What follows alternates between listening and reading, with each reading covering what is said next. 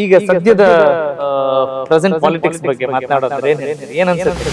ಇವತ್ತು ನಾವು ಜಾತಿ ರಾಜಕಾರಣದಿಂದ ಎಷ್ಟೊಂದು ಹಾಳಾಗ್ತಿದೆ ನಮ್ಮ ದೇಶ ಅಂತಕ್ಕಂಥದ್ದನ್ನ ಎಲ್ಲರಿಗೂ ಗೊತ್ತು. ಅಲ್ಲ, ಹೆಂಗೆ ನೀವು ಯಾವ ಕ್ಲೂ ಮೇಲೆ ಹೇಳ್ತಾ ಇದ್ರಿ, ಯಾವ ಸುಳಿವಿನ ಮೇಲೆ ಈ ರೀತಿ ಮಾತನಾಡ್ತಾ ಇದ್ದಾರೆ? ಯಾಕಂದ್ರೆ ದೇಶನ ಹೊಡೆದು ಇನ್ನೊಂದು ದೇಶ ಆಗಿ ಒಂದಲ್ಲ ಎರಡೆರಡು ಮೂರು ಆಗಿದೆ ನಮ್ಮ ದೇಶ ಹೊಡೆದು. ಮತ್ತೆ ಇದ್ದು ಒಂದ್ ದಿವಸ ದೇಶದಾಗ ಇನ್ನೊಂದು ಹೊಡಿಬೇಕಂದ್ರೆ ಯಾರು ಹೋಗ್ತಾರೆ ಹೇಳ್ರಿ? ಈ ದೇಶಕ್ಕೊಬ್ಬ ಸಮರ್ಥ ನಾಯಕ ಸಿಕ್ಕಿದ ಪ್ರಧಾನಮಂತ್ರಿ ನರೇಂದ್ರ ಮೋದಿಜಿ ಅವರು. ತಾವು ಆರಂಭದಲ್ಲಿ ಬಡತನ ನೋಡಿದಂಥವ್ರು, ಆಮೇಲೆ ತುಂಬಾ ದೊಡ್ಡ ಮಟ್ಟದಲ್ಲಿ ನೀವು ಶೈಕ್ಷಣಿಕ ವಿದ್ಯಾಭ್ಯಾಸವನ್ನು ಮಾಡಿದವರು ಕೂಡ. ಇಂಗ್ಲಿಷ್ ಪೇಪರ್ 3 ಸಾರಿ ಬರೋದು, ಉಳಿದೆಲ್ಲ ಪೇಪರ್ ಒಂದೇ ಸಾರಿ ತಗೊಂಡೆ. ಬಟ್ ಇಂಗ್ಲಿಷ್ ಪೇಪರ್ 3 ಸಾರಿ. ಜಾತೀಯತೆ, ಅಸಮಾನತೆ, ತಾರತಮ್ಯ, ಆ ವಿಚಾರಗಳು ತಮ್ಮನ್ನ ಅವಮಾನಿಸಿದುಂಟು. ಅವತ್ತು ಕೂಲಿ ಮಾಡಿ ಜೀವನ ಮಾಡ್ತಿದ್ದೆ, ಇವತ್ತು ಕೂಲಿಕಾರರಿಗೆ ಸಹಾಯ ಮಾಡಿ ಜೀವನ ಮಾಡ್ತಾರೆ. ಹೆಚ್ಚಿನ ನಮ್ಮ ಮನೆತನನ ದಾನ ಧರ್ಮದಲ್ಲಿ ಬೆಳೆಸಿದವರಂದ್ರೆ ನನ್ನ ತಮ್ಮ ನಾಗಪ್ಪ ವಚಲ. ಅವ ಹೇಳ್ತಾನ, ಸಣ್ಣ ಲೈಸೆನ್ಸ್ ತೆಗಿಸ್ರಿ, ಲೈಸೆನ್ಸ್ ತೆಗಿಸಿ ನೀವೇ ದುಡಿತೀರಿ, ನೀವೇ ಕಾಂಟ್ರಾಕ್ಟರ್, ನೀವೇ ಲೇಬರ್ ಆದ್ರೆ ಇನ್ನೂ ಒಳ್ಳೇದಲ್ವ, ನಿಮ್ಗೆ ಲಾಭ ಜಾಸ್ತಿ ಉಳಿತದಲ್ಲ ಅಂತ ವೈಡ ಕೊಟ್ಟ ನಮ್ಗೆ. ಯಾರಿಗೆ? ನನ್ನ ತಮ್ಮ. ನನಗೆ 27 ವಯಸ್ಸು, ನಮ್ಮ ತಮ್ಮ ಸಲಹೆ ಕೊಡ್ತದ. ಆತ ವಯಸ್ಸು 18. ಪೂರ ನಾಗಪ್ಪ ಅವರು ಏನೇನು ಗೊತ್ತಿಲ್ಲ. ನಾನು ಮೊದಲು ಒಂದು ಸ್ವಲ್ಪ ಡ್ರಿಂಕ್ಸ್ ಮಾಡ್ತಿದ್ದೆ, 21-22 ವಯಸ್ಸಿನಲ್ಲಿ ಡ್ರಿಂಕ್ಸ್ ಮಾಡ್ತಿದ್ದೆ. ನಾನು ಏನು ನಡ್ಕೊಂತೀನಿ ಅದೇ ರೀತಿ ಮನೆಗೆ ನನ್ನ ತಮ್ಮದವ್ರು ನೋಡ್ಕೊಂತಾರ. ಬೆಳಿತಾ ಆದರ್ಶ ನಮ್ಮಷ್ಟು ನಾವೇ ಅಳವಡಿಸ್ಕೊಂಡಿರ್ತಕ್ಕಂಥದ್ದು. ಆ ತಾಯಿ ನಮ್ಗೆ ಮಾರ್ಗದರ್ಶನ ಕೊಟ್ಟು ಮನೆ ಕುಲದೇವತೆಗೆ ನಮ್ಗೆ. ನಾನು ಕಾಂಗ್ರೆಸ್ 20,000 ಮತಗಳಿಂದ ಗೆಲ್ಲಿಸಿದ್ರು ಬಿಜೆಪಿ. ಫಸ್ಟ್ ಬಿಜೆಪಿ ಗೆದ್ದಿರ್ತಕ್ಕಂಥ ನಿಮಿಷ.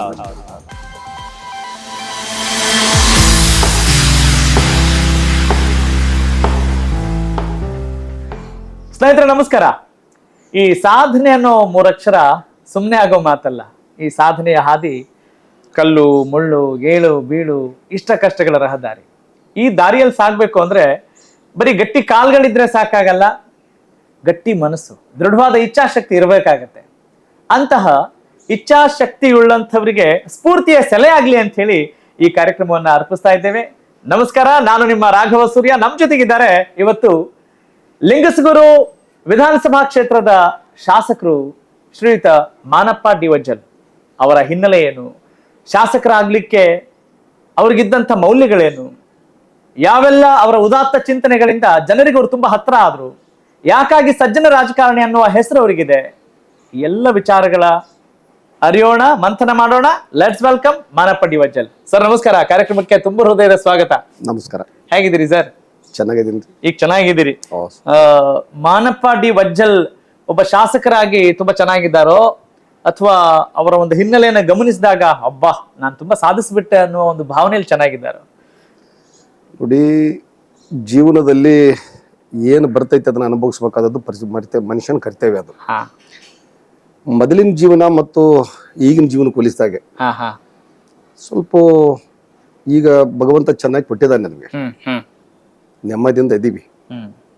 ಆದರೆ ಕೆಲವೊಂದು ವಿಷಯ ಸಂದರ್ಭ ಬಂದಾಗ ಸ್ವಲ್ಪ ಮನೆಯಲ್ಲಿ ಕೆಲವೊಂದು ಏರುಪೇರುಗಳಾದಾಗ ಸ್ವಲ್ಪ ಇದು ದುಃಖ ಅನ್ನಿಸ್ತದೆ. ಒಟ್ಟಾರೆ ಜೀವನ ನೋಡ್ಕೊಂಡು ಬಂದಾಗ ಖುಷಿ ಅನ್ನಿಸ್ತದೆ. ಮೊದಲಿಂದ ನಾನು ಬಡತನದಲ್ಲಿದ್ದ ಬಂದಂಥವ್ರು, ಆಮೇಲೆ ನಾನು ಭಾಳ ಬಡತನ ಅಂದರೆ ಭಾಳ ಕಡು ಬಡತನದಲ್ಲಿದ್ದ ಬಂದಂಥವ್ರು, ಕೂಲಿ ನಾಲಿ ಮಾಡಿ ಮೇಲ್ಮೆಟ್ಟಿಗೆ ಬೆಳೆದು ಬಂದಿರ್ತಕ್ಕಂಥವ್ರು. ಅವತ್ತಿನ ಜೀವನ ಮತ್ತು ಇವತ್ತಿನ ಜೀವನಕ್ಕೆ ಬಹಳ ವ್ಯತ್ಯಾಸ ಇದೆ. ಅವತ್ತು ಕೂಲಿ ಮಾಡಿ ಜೀವನ ಮಾಡ್ತಿದ್ದೆ, ಇವತ್ತು ಕೂಲಿಕಾರರಿಗೆ ಸಹಾಯ ಮಾಡಿ ಜೀವನ ಮಾಡ್ತಿದ್ದೆ. ಎಂಥ ಮಾತು! ಇಷ್ಟೇ ನಡೀತಿರ್ತಕ್ಕಂಥ ವ್ಯತ್ಯಾಸ. ಅಂದ್ರೆ ಇದಿಷ್ಟೇ ವ್ಯತ್ಯಾಸ ಅಂತ ಹೇಳ್ತೀರಿ, ಆದ್ರೆ ಇದಿಷ್ಟೇ ಅನ್ನೋದ್ರಲ್ಲಿ ಬಹಳ ಅಗಾಧವಾದ ಶ್ರಮ ಇದೆ, ಒಂದು ಪ್ರಯತ್ನ ಇದೆ. ಆ ಪ್ರಯತ್ನ, ಶ್ರಮ, ಆಮೇಲೆ ನೀವು ಕಂಡಂತ ಕನಸುಗಳು ಸಾಕಾರ ಆಗುತ್ತವೆ ಅಂತ ಅನ್ಕೊಂಡಿದ್ರ?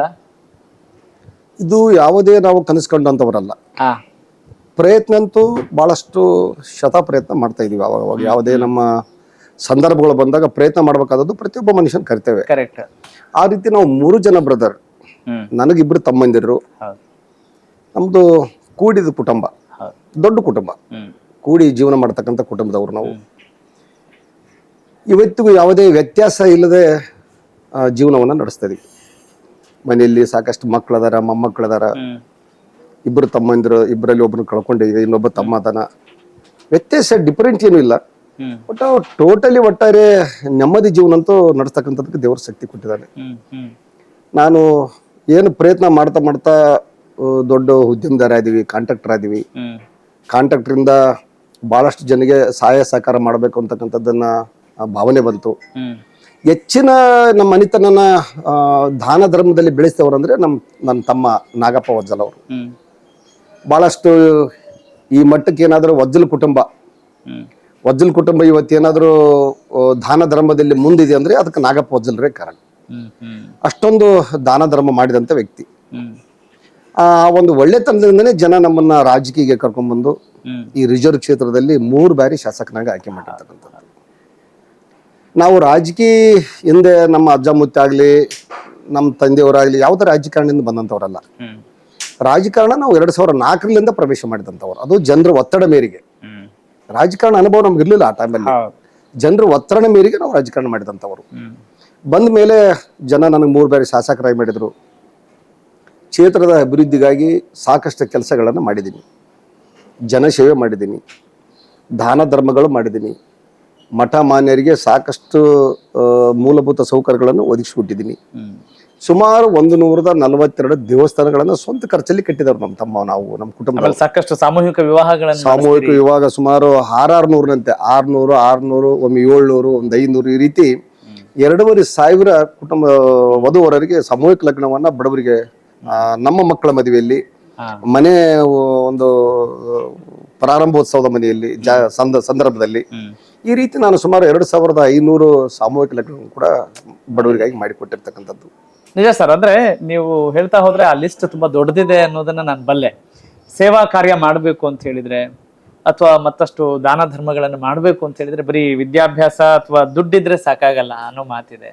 ಆದ್ರೆ ತಾವು ಆರಂಭದಲ್ಲಿ ಬಡತನ ನೋಡಿದಂಥವ್ರು, ಆಮೇಲೆ ತುಂಬಾ ದೊಡ್ಡ ಮಟ್ಟದಲ್ಲಿ ನೀವು ಶೈಕ್ಷಣಿಕ ವಿದ್ಯಾಭ್ಯಾಸವನ್ನು ಮಾಡಿದವರು ಕೂಡ ಅಲ್ಲ. ಸತ್ಯ. ಹಿಂಗೆ ಇಷ್ಟೆಲ್ಲ ದೊಡ್ಡದಾಗಿ ಸಾಧನೆ ಶಿಕ್ಷಣ ಅಂತ ಬಂದಾಗ ಒಂದು ವಿಷಯ ಹೇಳ್ತೀನಿ ನಿಮ್ಗೆ. ಪ್ಲೀಸ್ ಸರ್, ಪ್ಲೀಸ್ ಹೇಳಿ. ಸುಮಾರು 45 ವರ್ಷಗಳ ಹಿಂದೆ, 50 ವರ್ಷಗಳ 50 ವರ್ಷಗಳ ಹಿಂದೆ ಶಿಕ್ಷಣ ಅಷ್ಟು ಸುಧಾರಣೆ ಆಗಿರ್ಲಿಲ್ಲ ಇನ್ನು ನಮ್ಮ ರಾಜ್ಯದಲ್ಲಿ. ದೇಶದಲ್ಲಿ ಹೆಂಗಿತ್ತಂತ ಗೊತ್ತಿಲ್ಲ. ನಾನು ಶಿಕ್ಷಣ ಓದುವಾಗ ಬಹಳಷ್ಟು ಅವತ್ತು ಹಾಸ್ಟೆಲ್ಗಳಲ್ಲಿ ಇರ್ತಕ್ಕಂಥ ಸವಲತ್ತುಗಳು ಇರಲಿಲ್ಲ.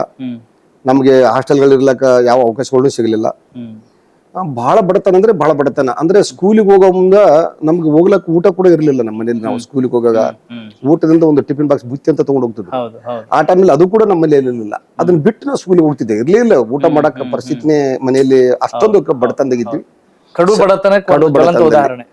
ಸಣ್ಣ ಒಂದು ಜೋಪಡಿಗಳಿಂದಾನೆ ನಾನು ನನ್ನ ಊರ್ಲಿಂದ ಒಂದು ವಜ್ಜಲ ಅಂದ್ರೆ ಚನ್ನೂರಲ್ಲಿ ನಾನು 4ನೇ ಕ್ಲಾಸ್ ವರೆಗೂ ಓದಿದೆ. 5ನೇ ಕ್ಲಾಸ್ರಿಂದ SSLC ವರೆಗೂ ವಜ್ಜಲಕ್ಕೆ ಹೋಗ್ತಾ ಇದ್ದೆ. ಅಲ್ಲಿ ಹೋಗುವಾಗ ಊಟ ಇಲ್ಲದೇ ಹೋಗ್ತಾ ಇದ್ದೆ. ಆ ಪಕ್ಕದಲ್ಲಿ ನನ್ನ ಸ್ನೇಹಿತರು ಕುಂತು ಊಟ ಮಾಡಕ್ ನಾನು ಕರ್ಕೊಂಡು ಊಟ ಮಾಡ್ತಿದ್ರು. ಬಾಬಾ ನಾನು ಮನೆಯಲ್ಲಿ ಊಟ ತಂದೇನಿ, ಬಾ ಜೊತೆಲಿ ಊಟ ಮಾಡೋಣ ಅಂದಿಗೆ ಊಟ ಮಾಡ. ಅವ್ರು ಇನ್ನೂ ಜೀವಂತ ಅದಾರ. ಅವ್ರು ಕರ್ಕೊಂಡು ಊಟ ಮಾಡ್ತಾ ಇದ್ರು.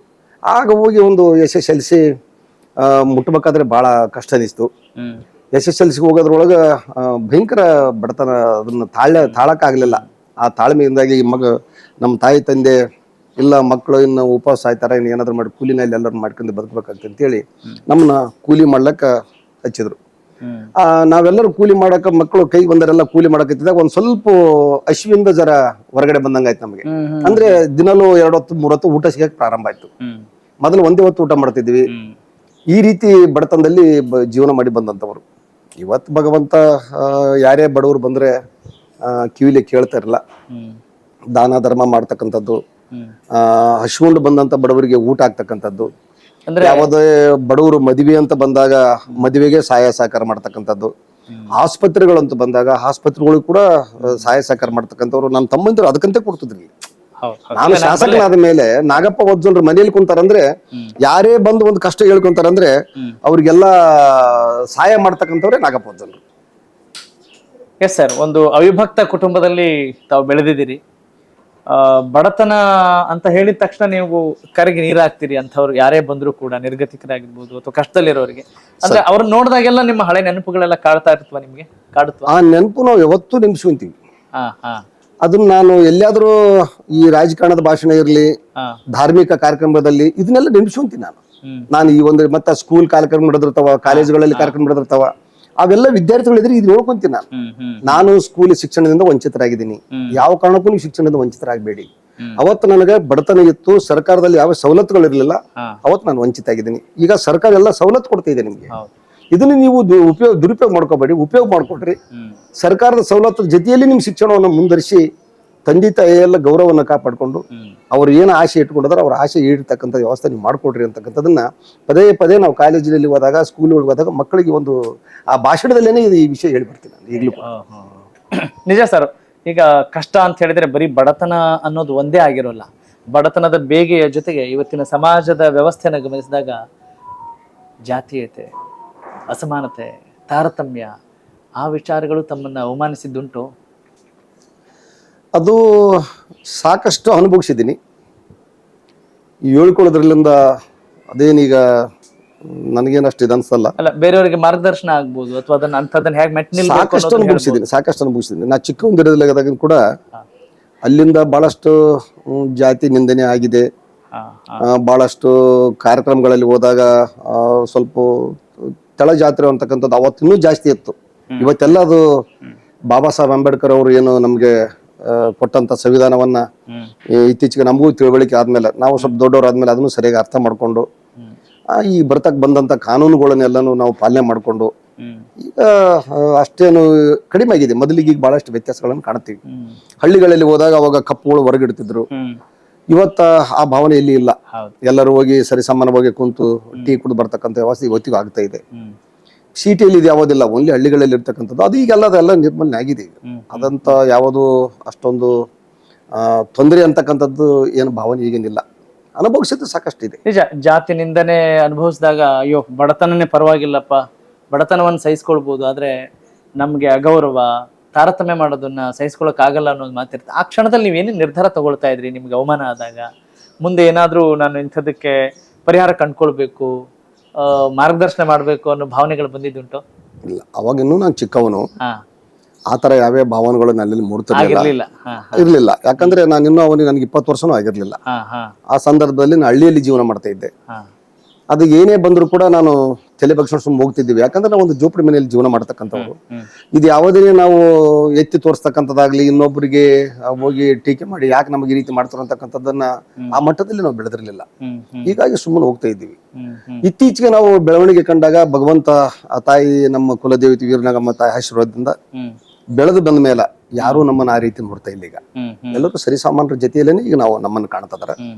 ನಾವು ಎಲ್ಲರೂ ನಮ್ಮವರಂತ ಭಾವನೆಗಳಿಂದ ನಾವು ಹೋಗ್ತೀವಿ. ಯಾವತ್ತೇ ಆಗಲಿ ನಮಗೂ ಸಣ್ಣವ್ರಿರ್ಲಿ ದೊಡ್ಡವ್ರಿರ್ಲಿ ಎಲ್ಲರೂ ಒಂದೇ ಅಂತಕ್ಕಂಥ ಭಾವನೆಗಳಿಂದ ಕೂಡ ನಾವು ಹೆಂಗೆ ಇಷ್ಟೊಂದು ಒಳ್ಳೆ ಸಂಸ್ಕಾರ ಬರ್ಲಿಕ್ಕೆ ಯಾಕೆ ಕಾರಣ ಆಯ್ತು ತಮ್ಗೆ? ಅಂದ್ರೆ ಬಡತನನೇ ಕಾರಣ ಅದಕ್ಕೆ. ಹೌದಾ? ಮೊದಲೇನು ಫಸ್ಟ್ ನಾವು ಬಡತನ ಬೆಳೆದ್ ಬಂದೀವಿ.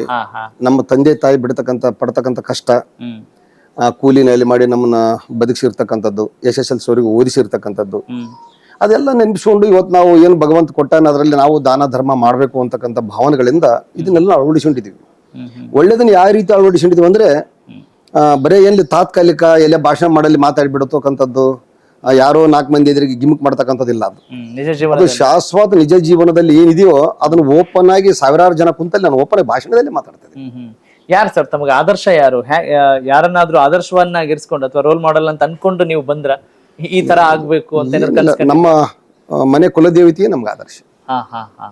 ನಮ್ಗೆ ಯಾರು ಇನ್ನೊಬ್ರು ಪಾಠ ಹೇಳ್ಕೊಡ್ತಕ್ಕಂಥವ್ರು, ಈ ರೀತಿ ಹೇಳ್ಬೇಕಂತ ಟ್ಯೂಷನ್ ಹೇಳ್ಕೊಟ್ಟವ್ರು ಯಾರಿಲ್ಲ.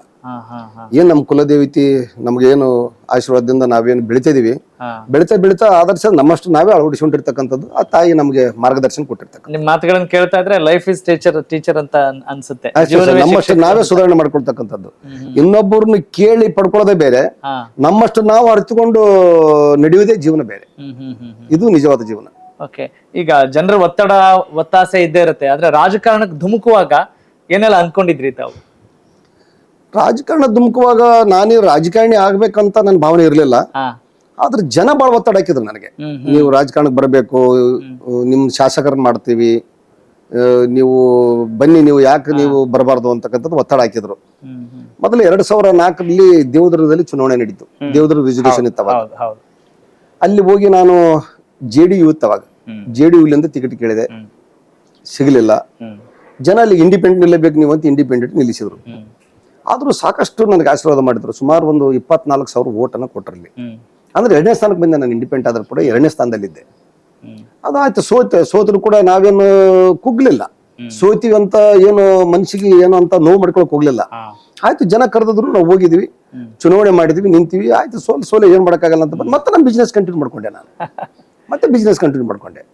ಮತ್ತ ಒಂದು 5 ವರ್ಷ ಹೋಗೋದ್ರೊಳಗೆ ಲಿಂಗಸೂರು ರಿಸರ್ವೇಶನ್ ಬಂತು, SC ಮೀಸಲು ಕ್ಷೇತ್ರ ಆಯ್ತು. ಇಲ್ಲಿ ಜನ ಬರಕ್ ಶುರು ಮಾಡಿದ್ರು. ಮತ್ತ ಇಲ್ಲ ನೀವೇ ಬರ್ಬೇಕು ನಂಬಲ್ಲಿಗೆ ಅಂತ. ನಾ ಬರಲ್ಲ, ನಾನು ಯಾಕಂದ್ರೆ ದೇವದುರ್ಗದಲ್ಲಿ ಹೋಗಿದ್ದೆ, ನಿಂತು ಸೋತಿದ್ವಿ, ಬೇಡ ನಮ್ಗೆ ರಾಜಕೀಯ ನನಗೆ ಇಂಟ್ರೆಸ್ಟ್ ಇಲ್ಲ, ನಾನು ಬೇಡ ಅಂದ್ರೆ ಇಲ್ಲ ನೀವು ಬನ್ನಿ ನಾವು ಗೆಲ್ಲಿಸಿ ನಿಮ್ಗೆ ಶಾಸಕರನ್ನಾಗಿ ಮಾಡ್ತೀವಿ ಅಂದ್ರು. ನಾನು ಕಾಂಗ್ರೆಸ್ನಲ್ಲಿದ್ದೆ. ಕಾಂಗ್ರೆಸ್ನಲ್ಲಿ ಇದ್ದಾಗ ನಾನು ಮತ್ತೆ ಅನಿವಾರ್ಯ ಇಷ್ಟು ಜೋರು ಮಾಡಿ ಒತ್ತಾಯ ಮಾಡಿದಾಗ ಬಂದೆ. ಕಾಂಗ್ರೆಸ್ನವರು ಟಿಕೆಟ್ ಕೊಡ್ಲಿಲ್ಲ ಲಾಸ್ಟ್ ಮೂಮೆಂಟ್ ವರೆಗೂ. ಇನ್ನೊಂದು 3 ದಿವಸ ಮುಂಚಿತವಾಗೂ ಟಿಕೆಟ್ ಕೊಡ್ಲಿಲ್ಲ. ಲಾಸ್ಟ್ ಕೊನೆ ದಿನ ಅದನ್ನು ಕೂಡ ದೆಹಲಿಗೆ ಹೋಗಿದ್ವಿ, ಬಹಳಷ್ಟು ನಾಯಕರುಗಳಿಗೆ ಭೇಟಿ ಇದೆ. ಅಲ್ಲಿ ಹೋದ್ರು ಕೂಡ ಇಲ್ಲ ನಾನು ನಿಮ್ಗೆ ಟಿಕೆಟ್ ಕೊಡಕ್ಕಾಗಲ್ಲ, ನಾವು ವಸಂತ್ ಕುಮಾರ್ ಅವರಿಗೆ ನಾವು ಕ್ಲಿಯರ್ ಮಾಡಿಬಿಟ್ಟಿದೀವಿ, ನೀವು ಹೋಗಿ ಆರಾಮ್ಸಿ ನೀವು ವಸಂತ್ ಕುಮಾರ್. ಯಾವ ಕಾರಣಕ್ಕಾಗಿ ತಮಗೆ ಟಿಕೆಟ್ ಮಿಸ್ ಆಯ್ತು ಅಂತ ಅನಿಸ್ತು ಸರ್?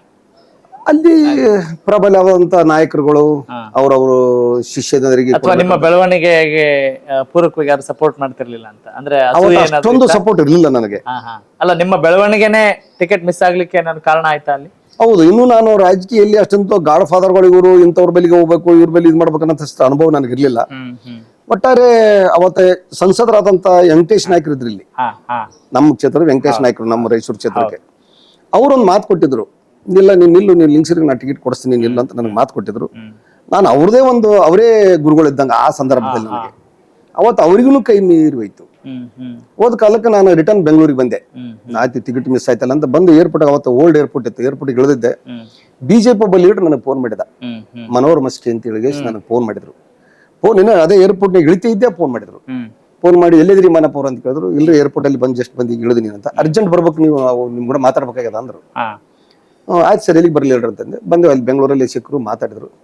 ನೀವು ನಾಳೆ ಬಂದು ನಮ್ಮ ಪಾರ್ಟಿ, ಇವತ್ತು ನಮ್ಮ ಪಾರ್ಟಿ ಸೇರ್ತಾರೆ, ನಾಳೆ ಬಂದು ಸೇರ್ತಾರೆ ನೋಡಿದ್ರು. ಸರ್ ಹೇಳ್ರಿ ಸರ್, ನೀವು ಏನಂತೀರಿ, ಟಿಕೆಟ್ ಅಂತ ನಿಮ್ಗೆ ಕೊಡ್ಬೇಕಂತ ನಾವು ಕಾಯ್ಕೊಂಡು ಕುಂತಿದ್ವಿ, ನೀವು ಬಂದು ನಾಳೆ ಪಾರ್ಟಿ ಸೇರಿದ್ಬಿಟ್ರೆ ನಿಮ್ಗೆ ಟಿಕೆಟ್ ಡಿಕ್ಲೇರ್ ಮಾಡ್ತೀವಿ ಅಂದ್ರು. ಆಯ್ತು ಸರ್ ಬರ್ತೀನಿ ನನಗೆ. ಇಮಿಡಿಯೇಟ್ಲಿ ನಾನು ಲಿಂಗಸೂರು ಬಂದೆ. ನೈಟ್ ಬೆಳಿಗ್ಗೆ ಹೋಗಿ ಪಾರ್ಟಿ ಸೇರ್ಪಡೆ ಆದೆ ರಾಯಚೂರಲ್ಲಿ. ಸಾಯಂಕಾಲ 6 ಗಂಟೆಗೆ ಟಿಕೆಟ್ ಡಿಕ್ಲೇರ್ ಆಯ್ತು. ಸುಮಾರು ಫಸ್ಟ್ಗೆ ನನಗೆ 20,000 ಮತಗಳಿಂದ ಗೆಲ್ಲಿಸಿದ್ರು ಬಿಜೆಪಿ. ಫಸ್ಟ್ ಬಿಜೆಪಿ ಗೆದ್ದಿರ್ತಕ್ಕಂಥ ಲಿಂಗಸೂರಲ್ಲಿ. ಅವತ್ತಲ್ಲಿಂದ ರಾಜಕಾರಣ ನಂದು ಪ್ರಾರಂಭ ಆಯ್ತು. ಶಾಸಕನಾದ ಮೇಲೆ ಏನ್ ನನ್ನ ಒಳ್ಳೆತನ ನಿತ್ತ ನೀವು ಹೇಳಿದ್ರಲ್ಲ, ಈಗ ಮೊದಲಿಂದ ಇಷ್ಟೊಂದು ಒಳ್ಳೆ ಭಾವನೆಗಳನ್ನ ಹೆಂಗ್ ಉಳಿಸ್ಕೊಂಡಿರಿ ಅಂತ. ಆ ಶಾಸಕರಾದ್ರೂ ಕೂಡ ಅದು ಏನ್ ನನ್ ಬಿಟ್ಟು ಹೋಗ್ಲಿಲ್ಲ, ಅದು ನನ್ನ ಜೊತೆಯಲ್ಲಿ ಹಾಗೆ ಕಂಟಿನ್ಯೂ ಇತ್ತು ನಮ್ಮ ಹೃದಯದಲ್ಲಿ. ಜನ ನಮ್ಮನ್ನು ಗೆಲ್ಲಿಸಾರ, ನಾವೇನಾದ್ರೂ ಒಳ್ಳೆ ಒಳ್ಳೆ ಕೆಲಸಗಳನ್ನ ಮಾಡ್ಬೇಕು ಅಂತಕ್ಕಂಥ ಭಾವನೆಗಳಿದ್ವು ನಮ್ಮ ಹತ್ರ.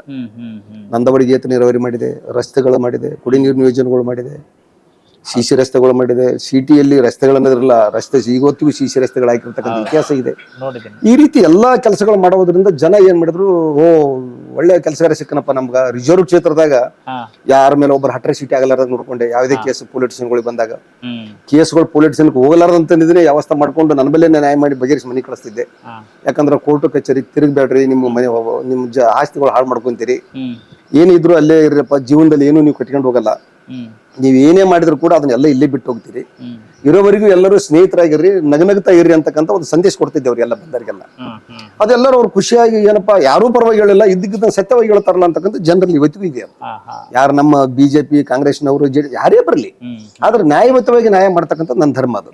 ಅದನ್ನು ಪ್ರಾಮಾಣಿಕವಾಗಿ ಮಾಡಿ ಅವರಿಗೆ ನ್ಯಾಯ ಕೊಟ್ಟಾಗ ಎಲ್ಲರೂ ಇಲ್ಲ ಒಳ್ಳೆ ಇದು ಮಾಡಿದ್ರು, ನಮ್ಗೇನು ಒಳ್ಳೆ ನ್ಯಾಯ ಇದು ಕೊಟ್ಟರು, ನ್ಯಾಯ ಒದಗಿಸ್ಕೊಟ್ರು, ಮತ್ತು ನಮ್ಗೆ ಸಲಹೆ ಕೂಡ ಕೊಟ್ಟರು. ನಿಜವಾಗ್ಲೂ ನಾವು ಪೊಲಿಟಿಷಿಯನ್ ಹೋಗಿ ಕೋರ್ಟ್ ಕಚೇರಿ ಹೋಗ್ಲಿಂದ ನಮ್ ಜೀವನ ನಾಡ್ತಾ ಮನೆಗೆ ಅಣ್ಣ ತಮ್ಮರಿಗೂ ಜಗಳ ಹಚ್ಚಿಸಿ, ಗಂಡ ಹೆಂಡತಿ ಜಗಳ ಹಚ್ಚಿರ್ತಕ್ಕಂಥ ಇತಿಹಾಸಗಳು ನೋಡಿದೀನಿ. ಇಂದು ಏನ್ ಜಗಳ ಹಿಡ್ಕೊಂಡು ಬಂದು ಗಂಡ ಹೆಂಡತಿ ಕೋರ್ಟಿಗೆ ಹೋಗ್ತಾರೆ, ಇದೆಂತ ಜೀವನಗಳು. ಅಣ್ಣ ತಮ್ಮರು ಓಡಾಡ್ತಾರೆ, ಅವರು ದೊಡ್ಡ ಪೆಟ್ಟು ಮಾಡ್ಕೊಂತಾರೆ, ಅವರು FIR ಗಳಾಗ್ತವೆ, ಅವರು ಕೋರ್ಟ್ ಕಚೇರಿಗಳಿಗೆ ಹೋಗ್ತಾರೆ. ಇದೆಲ್ಲ ಯಾರಿಲ್ಲ ಸರ್, ಅಣ್ಣ ತಮ್ಮರದು ಪ್ರೀತಿಗಳೆಲ್ಲ. ಗಂಡ ಹೆಂಡತಿ ಕೂಡಿ ಜೀವನ ಮಾಡ್ತಕ್ಕಂಥವ್ರನ್ನ ಅವ್ರನ್ನ ದೂರ ಅಗಲಿಸೋದ್ರಲ್ಲಿಂದ ಏನು ಎಷ್ಟೊಂದು ಅವ್ರಿಗೆ ನೋವಾಗುತ್ತೆ ಹೇಳಿ. ಜೀವನದಲ್ಲಿ ಸಿಕ್ಕಂತ ಅವಕಾಶಗಳನ್ನ ಅವ್ರಿಗೆ ದೂರ ಮಾಡಿದಾಗ ಮತ್ತೊಂದು ಜೀವನ ಕೊಟ್ಕೋಬೇಕಲ್ಲ ಅವ್ರು, ಮತ್ತೆ ಹೊಸ ಬಾಳ ಮಾಡ್ಬೇಕಲ್ಲ ಅವ್ರು. ಇದ್ರಲಿಂದ ನಾನು ಯಾವ ಕಾರಣಕ್ಕೂ ಯಾವುದೇ ಕಾರಣ ಯಾರಿಗೂ ನೋವಾಗಲಾರ್ದಂಗೆ, ಒಂದು ಚೂರು ಯಾರಿಗೂ ಅನ್ಯಾಯ ಆಗಲಾರ್ದಂಗೆ ನಡ್ಕೊಂಡಿರ್ತಕ್ಕಂಥ ಇತಿಹಾಸ ಇದೆ ಲಿಂಗಸೂರು ತಾಲೂಕಿನಲ್ಲಿ. ನಿಜ ಮನಪ್ಪ ಸರ್, ಈಗ ನಾವು ಫ್ರೂಟ್ಸ್ ನ ನೋಡ್ತಾ ಇರ್ತೀವಿ, ರೂಟ್ಸ್ ಕಾಣಲ್ಲ. ಅಂದ್ರೆ ಹಣ್ಣುಗಳನ್ನ ನಾವು ನೋಡೋದು ಸುಲಭ, ಚೆನ್ನಾಗಿದೆ ಅಂತ. ಆದ್ರೆ ಆಳವಾಗಿ ಬಿಟ್ಟಿರುವ ಬೇರುಗಳನ್ನ ಅಭ್ಯಾಸ ಮಾಡಬೇಕು ಅನ್ನೋದು ನನ್ನ ಒಂದು ಯೋಚನೆ. ಯಾಕಂದ್ರೆ ನೀವು ಇಷ್ಟು ಚಂದ ಸುಂದರವಾಗಿ ಮಾತನಾಡುವಾಗ ಎಲ್ಲ ಚೆನ್ನಾಗಿ ಅನ್ಸುತ್ತೆ. ಆದ್ರೆ ಆ ಪಟ್ಟಿರುವ ಶ್ರಮ ಅದು ನಿಮಗೆ ಮಾತ್ರ ಗೊತ್ತು. ಒಂದಿಷ್ಟು ಸಾಧಕರಿಗೆ ಅನುಕೂಲ ಆಗ್ಲಿ ಅನ್ನೋದು ಉದ್ದೇಶ.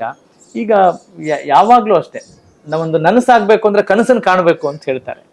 ಈಗ ಮೌಲ್ಯಗಳನ್ನ ನೀವು ಇಷ್ಟು ಚೆನ್ನಾಗಿ ಸಂಪಾದಿಸ್ಕೊಂಡಿದ್ದೀರಿ ಅಂದ್ರೆ ಏನಾದ್ರು ಅಂದ್ರೆ ಓದ್ತಾ ಇದ್ರಾ, ಅಥವಾ ಮಾರಲ್ ಶಿಕ್ಷಣ ಏನಾದ್ರು ಇತ್ತಾ, ಅಥವಾ ಜನರನ್ನ ನೋಡಿ ಕಲಿತಾ ಇದ್ರಾ, ಹೇಗೆ ಸಾಧ್ಯ ಆಯ್ತು ಇಷ್ಟು ದೊಡ್ಡ ಮಟ್ಟದ ವಿದ್ಯಾಭ್ಯಾಸ ಮಾಡದೆ ಹೋದ್ರೂ ಕೂಡ ಹೆಂಗೆ ನಿಮ್ಗೆ ಇಷ್ಟೊಂದು ಒಳ್ಳೆ ಗುಣಗಳನ್ನ ರೂಢಿಸ್ಕೊಳ್ಳೋಕೆ ಸಾಧ್ಯ ಆಯ್ತು ಅಂತ ಅನ್ಸುತ್ತೆ?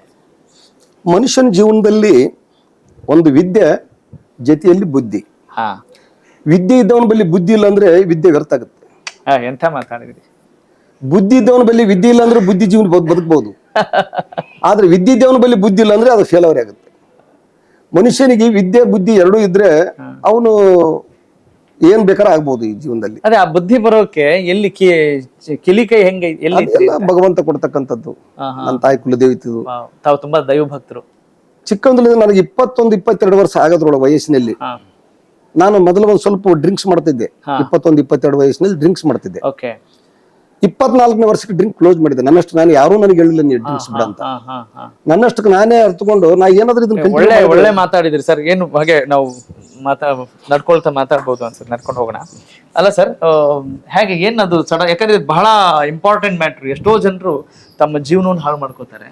ಹೆಂಗೆ ಇದ್ರಲ್ಲೂ ನೀವು ಇನ್ಸ್ಪೈರ್ ಮಾಡ್ತಾ ಇದ್ರಿ ಅಂತ ಅನಿಸ್ತಾ ಇದೆ. ಹೆಂಗೆ what is the secret behind it sir? ನೋಡಿ, ಇಲ್ಲಿ ಬನ್ನಿ. ಚಟ ಮಾಡುವುದೆಲ್ಲ ಜೀವನದಲ್ಲಿ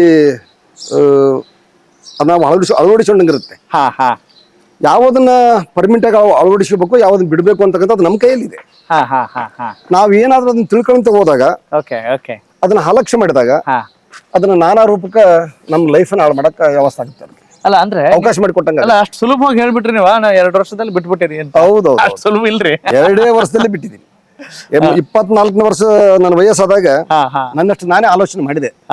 ಓ, ಈ ರೀತಿ ನಾನು ಡ್ರಿಂಕ್ಸ್ ಮಾಡ್ಕೊಂತ ಹೋದ್ರೆ ಮುಂದೆ ಎಲ್ಲ ನನ್ನ ಲೈಫ್ ಹಾಳಾಗಬಹುದು. ಇನ್ನ ಡ್ರಿಂಕ್ಸ್ ಬಿಟ್ಟು ಆರಾಮ್ ಚೆನ್ನಾಗಿ ಊಟ ಮಾಡ್ಕೊಂಡು ಇನ್ನೂ ಹೆಚ್ಚಿನ ಬಿಸ್ನೆಸ್ ಮಾಡಕ್ಕೆ ಗಮನ ಕೊಡೋಣ. ಅಂದ್ರೆ ನಿಮ್ಗೆ ಯಾರೋ ಸ್ನೇಹಿತರಿದ್ರಾ ಅಥವಾ ನಿಮ್ಗೆ ಹೆಂಗೆ? ಅದು ಏನಿಲ್ಲ, ಯಾರಿಲ್ಲ, ನನ್ನಷ್ಟಕ್ಕೆ ನಾನೇ ತಿಳ್ಕೊಂಡು ಬಿಟ್ಟಿರ್ತಕ್ಕಂಥದ್ದು. ಹೌದಾ? ಅಂದ್ರೆ ನಿಮ್ಮಲ್ಲಿ ಒಂದು ಅನಾಲಿಸಿಸ್ ನಡೀತಾ ಇತ್ತು, ಅಂದ್ರೆ ಅವಲೋಕನ ನಡೀತಾ ಇರುತ್ತೆ. ಇಬ್ರು ತಮ್ಮಂದಿರು ಚಿಕ್ಕವರು, ಇಬ್ರು ಅಣ್ಣವ್ರು ಇದ್ರು ದೊಡ್ಡವರು. ಅವರು ಹಾಗಾಗಿ ನಾ ಚಿಕ್ಕವಂದಿರೋದ್ರಾಗ ನನ್ನ ಮ್ಯಾರೇಜ್ ಆಗದ ಮೊದಲೇ ಬಿಟ್ಟು ಹೋಗಿದ್ರು. ಅವ್ರು ಎಲ್ಲ ಕುಟುಂಬ ಬಿಟ್ಟು ಬೇರೆ ಕಡೆ ಹೋಗಿದ್ರು. ಅವರು ಸಪರೇಟ್ ಆಗಿ ಅವ್ರ ಜೀವನ ಮಾಡ್ತಿದ್ರು. ಇಬ್ರು ತಮ್ಮಂದಿರನ್ನ ತಗೊಂಡು ನಾನು ಜೀವನ ಮಾಡುವಾಗ ಇದು ಆಲೋಚನೆ ನನ್ನಷ್ಟು ನಾನೇ ವಿಚಾರ ಮಾಡ್ತಕ್ಕಂಥದ್ದು. ನಾನು ಏನು ನಡ್ಕೊಂತೀನಿ ಅದೇ ರೀತಿ ಮನೆಯಾಗ ನನ್ನ ತಮ್ಮದವ್ರು ನೋಡ್ಕೊಂತಾರ. ಮುಂದೆ ನನ್ನ ಕುಟುಂಬದಲ್ಲಿ ಕೂಡ ಅದನ್ನ ಒಂದು ಬುನಾದಿ ಹಾಕಿದಂಗೆ ಆಗುತ್ತೆ. ನಾನು ಇಲ್ಲಿಗೆ ಬಿಡ್ಲೇಬೇಕು ಅಂತಕ್ಕಂಥ ತೀರ್ಮಾನ ಮಾಡಿ ಅವತ್ತಿಗೆ ಡ್ರಿಂಕ್ಸ್ ಬಿಟ್ಟೆ. ನಾನು ಒಂದು ಕಂಡು ಹಿಡ್ಕೊಳಕ್ ಪ್ರಯತ್ನ ಪಡ್ತಾ ಇದ್ದೀನಿ ಆಗಿಂದ. ಅಂದ್ರೆ what exactly made him be like this ಅಂತ, ಅಂದ್ರೆ ಯಾವ ಕಾರಣದಿಂದ ಈ ಗುಣಗಳು ಬಂದು ಅನ್ನೋದನ್ನ ನಾನು ಐಡೆಂಟಿಫೈ ಮಾಡಕ್ ಪ್ರಯತ್ನ ಪಡ್ತಾ ಇದ್ದೀನಿ. ಅಂದ್ರೆ ಅದ್ರಲ್ಲಿ ನೋಡಿದಾಗ ನಿಮ್ಮಲ್ಲಿರೋ ದೈವ ಭಕ್ತಿ, ಆಮೇಲೆ ಗುರು ಹಿರಿಯರ ಮೇಲಿದ್ದಂಥ ಒಂದು ಗೌರವದ ಭಾವನೆ, ಅದು ಹಿಂಗೆಲ್ಲ ಮಾಡ್ತು ಅಂತ ನಾವು ಹೇಳ್ಬೋದು ಅನ್ಸುತ್ತೆ. ಸತ್ಯ. Yes sir. ಹಾಗೆ ನಾ ಬಂದ ತಕ್ಷಣ ನೋಡ್ತಾ ಇದ್ದೆ, ಇಲ್ಲಿ ನಮ್ಮ ರಂಗಣ್ಣವ್ರಿಗೆ ಕೇಳ್ತಾ ಇದ್ದೆ, ಇಲ್ಲಿ ಮನೆಗ್ ಬರ್ಬೇಕಂದ್ರೆ ನೀವು ಅರಮನೆ ಕರ್ಕೊಂಡ್ ಬಂದಿರಲ್ರಿ ಅಂತ ಇದ್ದೆ ನಾನು. ಹೆಂಗ್ ಸರ್ ಈ ಕನ್ಸೆಲ್ಲ ಹೆಂಗೆ ಮುಂಚೆ ಕಂಡಿದ್ದುಂಟ? ನೋಡಿ, ಅದು ಯಾಗ್ಯಾಗ ಸಮಯ ಸಂದರ್ಭಗಳ ಪ್ರಕಾರ ಬಂದಾಗ ಅದೆಲ್ಲ ಭಗವಂತ ಅದೆಲ್ಲ ದಾರಿ ತೋರಿಸ್ತಾನೆ. ಅದಕ್ಕೆ ಎಂತ ಸರೆಂಡರ್ನೆಸ್ ಸರ್. ಬರೀ ಶರಣಾಗತಿಯಲ್ಲೇ ಮಾತನಾಡ್ತಾ ಇದ್ರಿ, ಆದ್ರೂ ನಿಮ್ ಪ್ರಯತ್ನದ ಬಗ್ಗೆ ಒಂದ್ ಸ್ವಲ್ಪ ಮಾತಾಡಿ. ಅದೇ ಭಗವಂತ ಅದನ್ನೆಲ್ಲ ನಾವು ಹೆಂಗ್ ಬೆಳೆದಂಗೆಲ್ಲ ಹಂಗೆ ದಾರಿ ತೋರಿಸ್ತಾನೆ. ಯಾವುದೇ ಒಂದು ಪ್ರಾಣಿಗೆ ಬದುಕಲಿಕ್ಕೆ ಪ್ರತಿಯೊಂದು ಅದರದೊಂದು ಪ್ರಯತ್ನ ಐತಿ. ಪ್ರತಿಯೊಂದು ಪ್ರಾಣಿಗೆ ಪ್ರತಿಯೊಂದು ಪ್ರಯತ್ನ ಐತಿ. ಎಲ್ಲದಕ್ಕೂ ಭಗವಂತನೇ ಕೊಡ್ತಕ್ಕಂಥ ದಾರಿ ಅದಕ್ಕೆ. ಅದನ್ನು ಬಹಳ ನಾವು ಒಂದು ಪಕ್ಷಿ ಅಂತ ಹೇಳ್ತೀವಿ. ಅದೆಷ್ಟು ಬುದ್ಧಿವಂತಿಕೆಯಿಂದ ಜೀವನ ಮಾಡುತ್ತಂದ್ರೆ ಅದನ್ನ ತನ್ನ ಜೀವನ ರಕ್ಷಣೆ ಮಾಡ್ಕೊಂತಿದೆ. ಹೊಟ್ಟೆಯಲ್ಲಿ ಹುಟ್ಟಿದ ಮಕ್ಕಳು ಜೀವನ ರಕ್ಷಣೆ ಮಾಡುತ್ತೆ. ಅದಕ್ಕೆ ಆಹಾರ ತಂದು ಕೊಡುತ್ತೆ. ತಾನು ಆಹಾರ ಸೇವನೆ ಮಾಡುತ್ತದೆ ಮತ್ತು ಆ ಮಕ್ಕಳಿಗೆ ತಂದ ಆಹಾರ ಕೊಡುತ್ತದೆ. ತಂದಾದ ಒಂದು ಗೂಡು ಕಟ್ಕೊಂತೀವಿ. ಮತ್ತೆ ಮನುಷ್ಯನಾದವನಿಗೆ ತಂದಾದ ಒಂದು ಗೂಡು ಕಟ್ಕೊಳ್ಕಂತ ಜೀವನ ತಾನು ನಡೆಸಲೇಬೇಕಲ್ವಾ? ಪ್ರತಿಯೊಂದು ದಾರಿ ತೋರಿಸ್ತಕ್ಕಂಥದ್ದು ಭಗವಂತನೇ. ಅಂದ್ರೆ ಈಗ ನೀವು ಮಾತಾಡಿದ್ರಲ್ಲಿ ಏನ್ ನಾನು ಗ್ರಹಿಸೋಕ್ ಪ್ರಯತ್ನ ಪಟ್ಟೆ ಅಂದ್ರೆ ಪ್ರಕೃತಿಯನ್ನು ಸ್ವಲ್ಪ ಅಭ್ಯಾಸ ಮಾಡೋದನ್ನ ಕಲಿಯೋಣಪ್ಪ ಅನ್ನೋ ತರದಲ್ಲಿ. 100%. ಏನ್ ಸರ್? ನಮ್ಮ ಪ್ರಕೃತಿ ಬಗ್ಗೆ ನಾವು ಆಲೋಚನೆ ಮಾಡದೆ ಹೋದ್ರೆ ನಿಜವಾಗ್ಲೂ ಉಳಿದಂತ ಏನೇನು ಪ್ರಯತ್ನ ಮಾಡ್ತೀವಿ ಅದೆಲ್ಲ ಅರ್ಥ. ಹಿರಿಯರು ಹೇಳಿದಾರೆ ಆರೋಗ್ಯವೇ ಭಾಗ್ಯ ಅಂತ. ಆರೋಗ್ಯದ ಭಾಗ್ಯದ ಮುಂದೆ ಉಳಿದಂತ ಭಾಗ್ಯ ಎಲ್ಲ ಫೇಲವರಿ. ಫಸ್ಟ್ ಆರೋಗ್ಯ ಚೆನ್ನಾಗಿ ಇಟ್ಕೊಂಡು ನೀವ್ ಏನ್ ಬೇಕಾದ್ರೆ ಮಾಡ್ಬೋದು. ಎಷ್ಟೇ ನೀವು ಮಾಡಿದ್ರು ಕೂಡ ಅದು ನಿಮ್ಗೆ ಎಂಜಾಯ್ ಮಾಡಕ್ ಅವಕಾಶ ಸಿಗುತ್ತೆ. ಈಗ ನೋಡಿ, ಬಹಳಷ್ಟು ಮಂದಿ ದೊಡ್ಡ ದೊಡ್ಡ ಶ್ರೀಮಂತರಿಗೆ ಶುಗರ್ ಇದೆ, BP ಇದೆ, ಸಾಕಷ್ಟು ಶ್ರೀಮಂತರ ಅದಾರ ಜಗತ್ತಿನಲ್ಲಿ. ನೋಡಿ, ಅವ್ರ ಆರೋಗ್ಯ ಸರಿ ಇಲ್ಲ ಅಂದ್ರೆ ಅವ್ರಿಗೆ ಸರಿಯಾಗಿ ಸ್ವೀಟ್ ತಿನ್ನಕ್ಕಾಗಲ್ಲ. ಸರಿಯಾಗಿ ಒಂದು ಹೋಳಿಗೆ ಮಾಡಿದ್ರೆ ಮನೆಯಲ್ಲಿ ಹಬ್ಬ ಹುಣ್ಣಿಮೆಯಲ್ಲಿ ಹೋಳಿಗೆ ತಿನ್ನಕ್ಕಾಗಲ್ಲ. ನೋಡಿ, ವಿಚಾರ ಮಾಡಿ, ಇಷ್ಟೊಂದು ಅವ್ರಿಗೆಲ್ಲ ನಾವು ಐಶ್ವರ್ಯ ಇದ್ರು ಕೂಡ ಅವ್ರಿಗೆ ಒಂದು ಸ್ವೀಟ್ ತಿನ್ನಕ್ಕಾಗಲ್ಲ ಅಂದ್ರೆ ಅದ್ರ ಅರ್ಥ ಏನು? ನೀವು ಹೇಳಿ. ಎಂತ ಏನು ದುರ್ದೈವ ಅಂತ. ದುರ್ದೈವ ಅಂತ. ಅದು ಎಲ್ಲ ಇದ್ರೂ ಕೂಡ ಅವ್ರಿಗೊಂದು ಏನೋ ಒಂದು ಸ್ವೀಟ್ ತಿನ್ನಕ್ಕಾಗಲ್ಲ ಅಂದ್ರೆ ಅದು ದುರ್ದೈವ ಅಲ್ವಾ ಸರ್? ಬಹಳಷ್ಟು ಮಂದಿ ನೋಡ್ತೀವಿ ಶ್ರೀಮಂತರಲ್ಲಿ ಸಂತಾನನೇ ಇಲ್ಲ. ಬಹಳಷ್ಟು ಶ್ರೀಮಂತರಾದ ಸಂತಾನ ಇಲ್ಲ, ಬಹಳಷ್ಟು ಪ್ರಯತ್ನ ಮಾಡಿದ್ರು ಕೂಡ ಅವ್ರಿಗೆ ಸಂತಾನ ಕೊಡಲಿಲ್ಲ ಭಗವಂತ. ಅದು ಏನ್ ಕಾರಣ ಅಂತ ಗೊತ್ತಿಲ್ಲ. ಆದ್ರೆ ನಮ್ಮ ಆರೋಗ್ಯ ಅಂತಕ್ಕಂಥದ್ದು ಏನ್ ಇದೆಯಲ್ಲ, ನಾವು ಆರೋಗ್ಯವನ್ನ ಕಾಪಾಡ್ಕೊಳ್ಳಕ್ಕೆ ಏನ್ ಆಗ್ಬೇಕು, ಅದರಿಂದ ಯಾವ ರೀತಿ ನಾವು ಯಾವ ಆಹಾರವನ್ನ ಸೇವನೆ ಮಾಡ್ಕೋಬೇಕು, ಯಾವ ನಾವು ಅಲ್ಲಿ ಜೀವನ ನಡೆಸೋದಕ್ಕೆ ಏನೇನ್ ನಮಗೆ ಅವಶ್ಯಕತೆ ಇದೆ, ಮತ್ತ ಆರೋಗ್ಯ ಅನ್ನತಕ್ಕಂಥದ್ದನ್ನ ಏನು ನಾವು ಅರಿವು ಮಾಡ್ಕೊಂಡ್ವಿ ಅಂದ್ರೆ ಎಲ್ಲ ಸರಿ ಹೋಗುತ್ತೆ. ಅದ್ರಲ್ಲಿ ಎಲ್ಲದಕ್ಕೂ ದಾರಿ ಸಿಗುತ್ತೆ. ಇದು ಬಹಳ ಮಹತ್ವದಾಗಿರ್ತಕ್ಕಂಥ, ಅದು ಇಂಪಾರ್ಟೆಂಟ್, ಬಹಳ ಇಂಪಾರ್ಟೆಂಟ್ ಅದಕ್ಕೆ. ಬನ್ನಿ.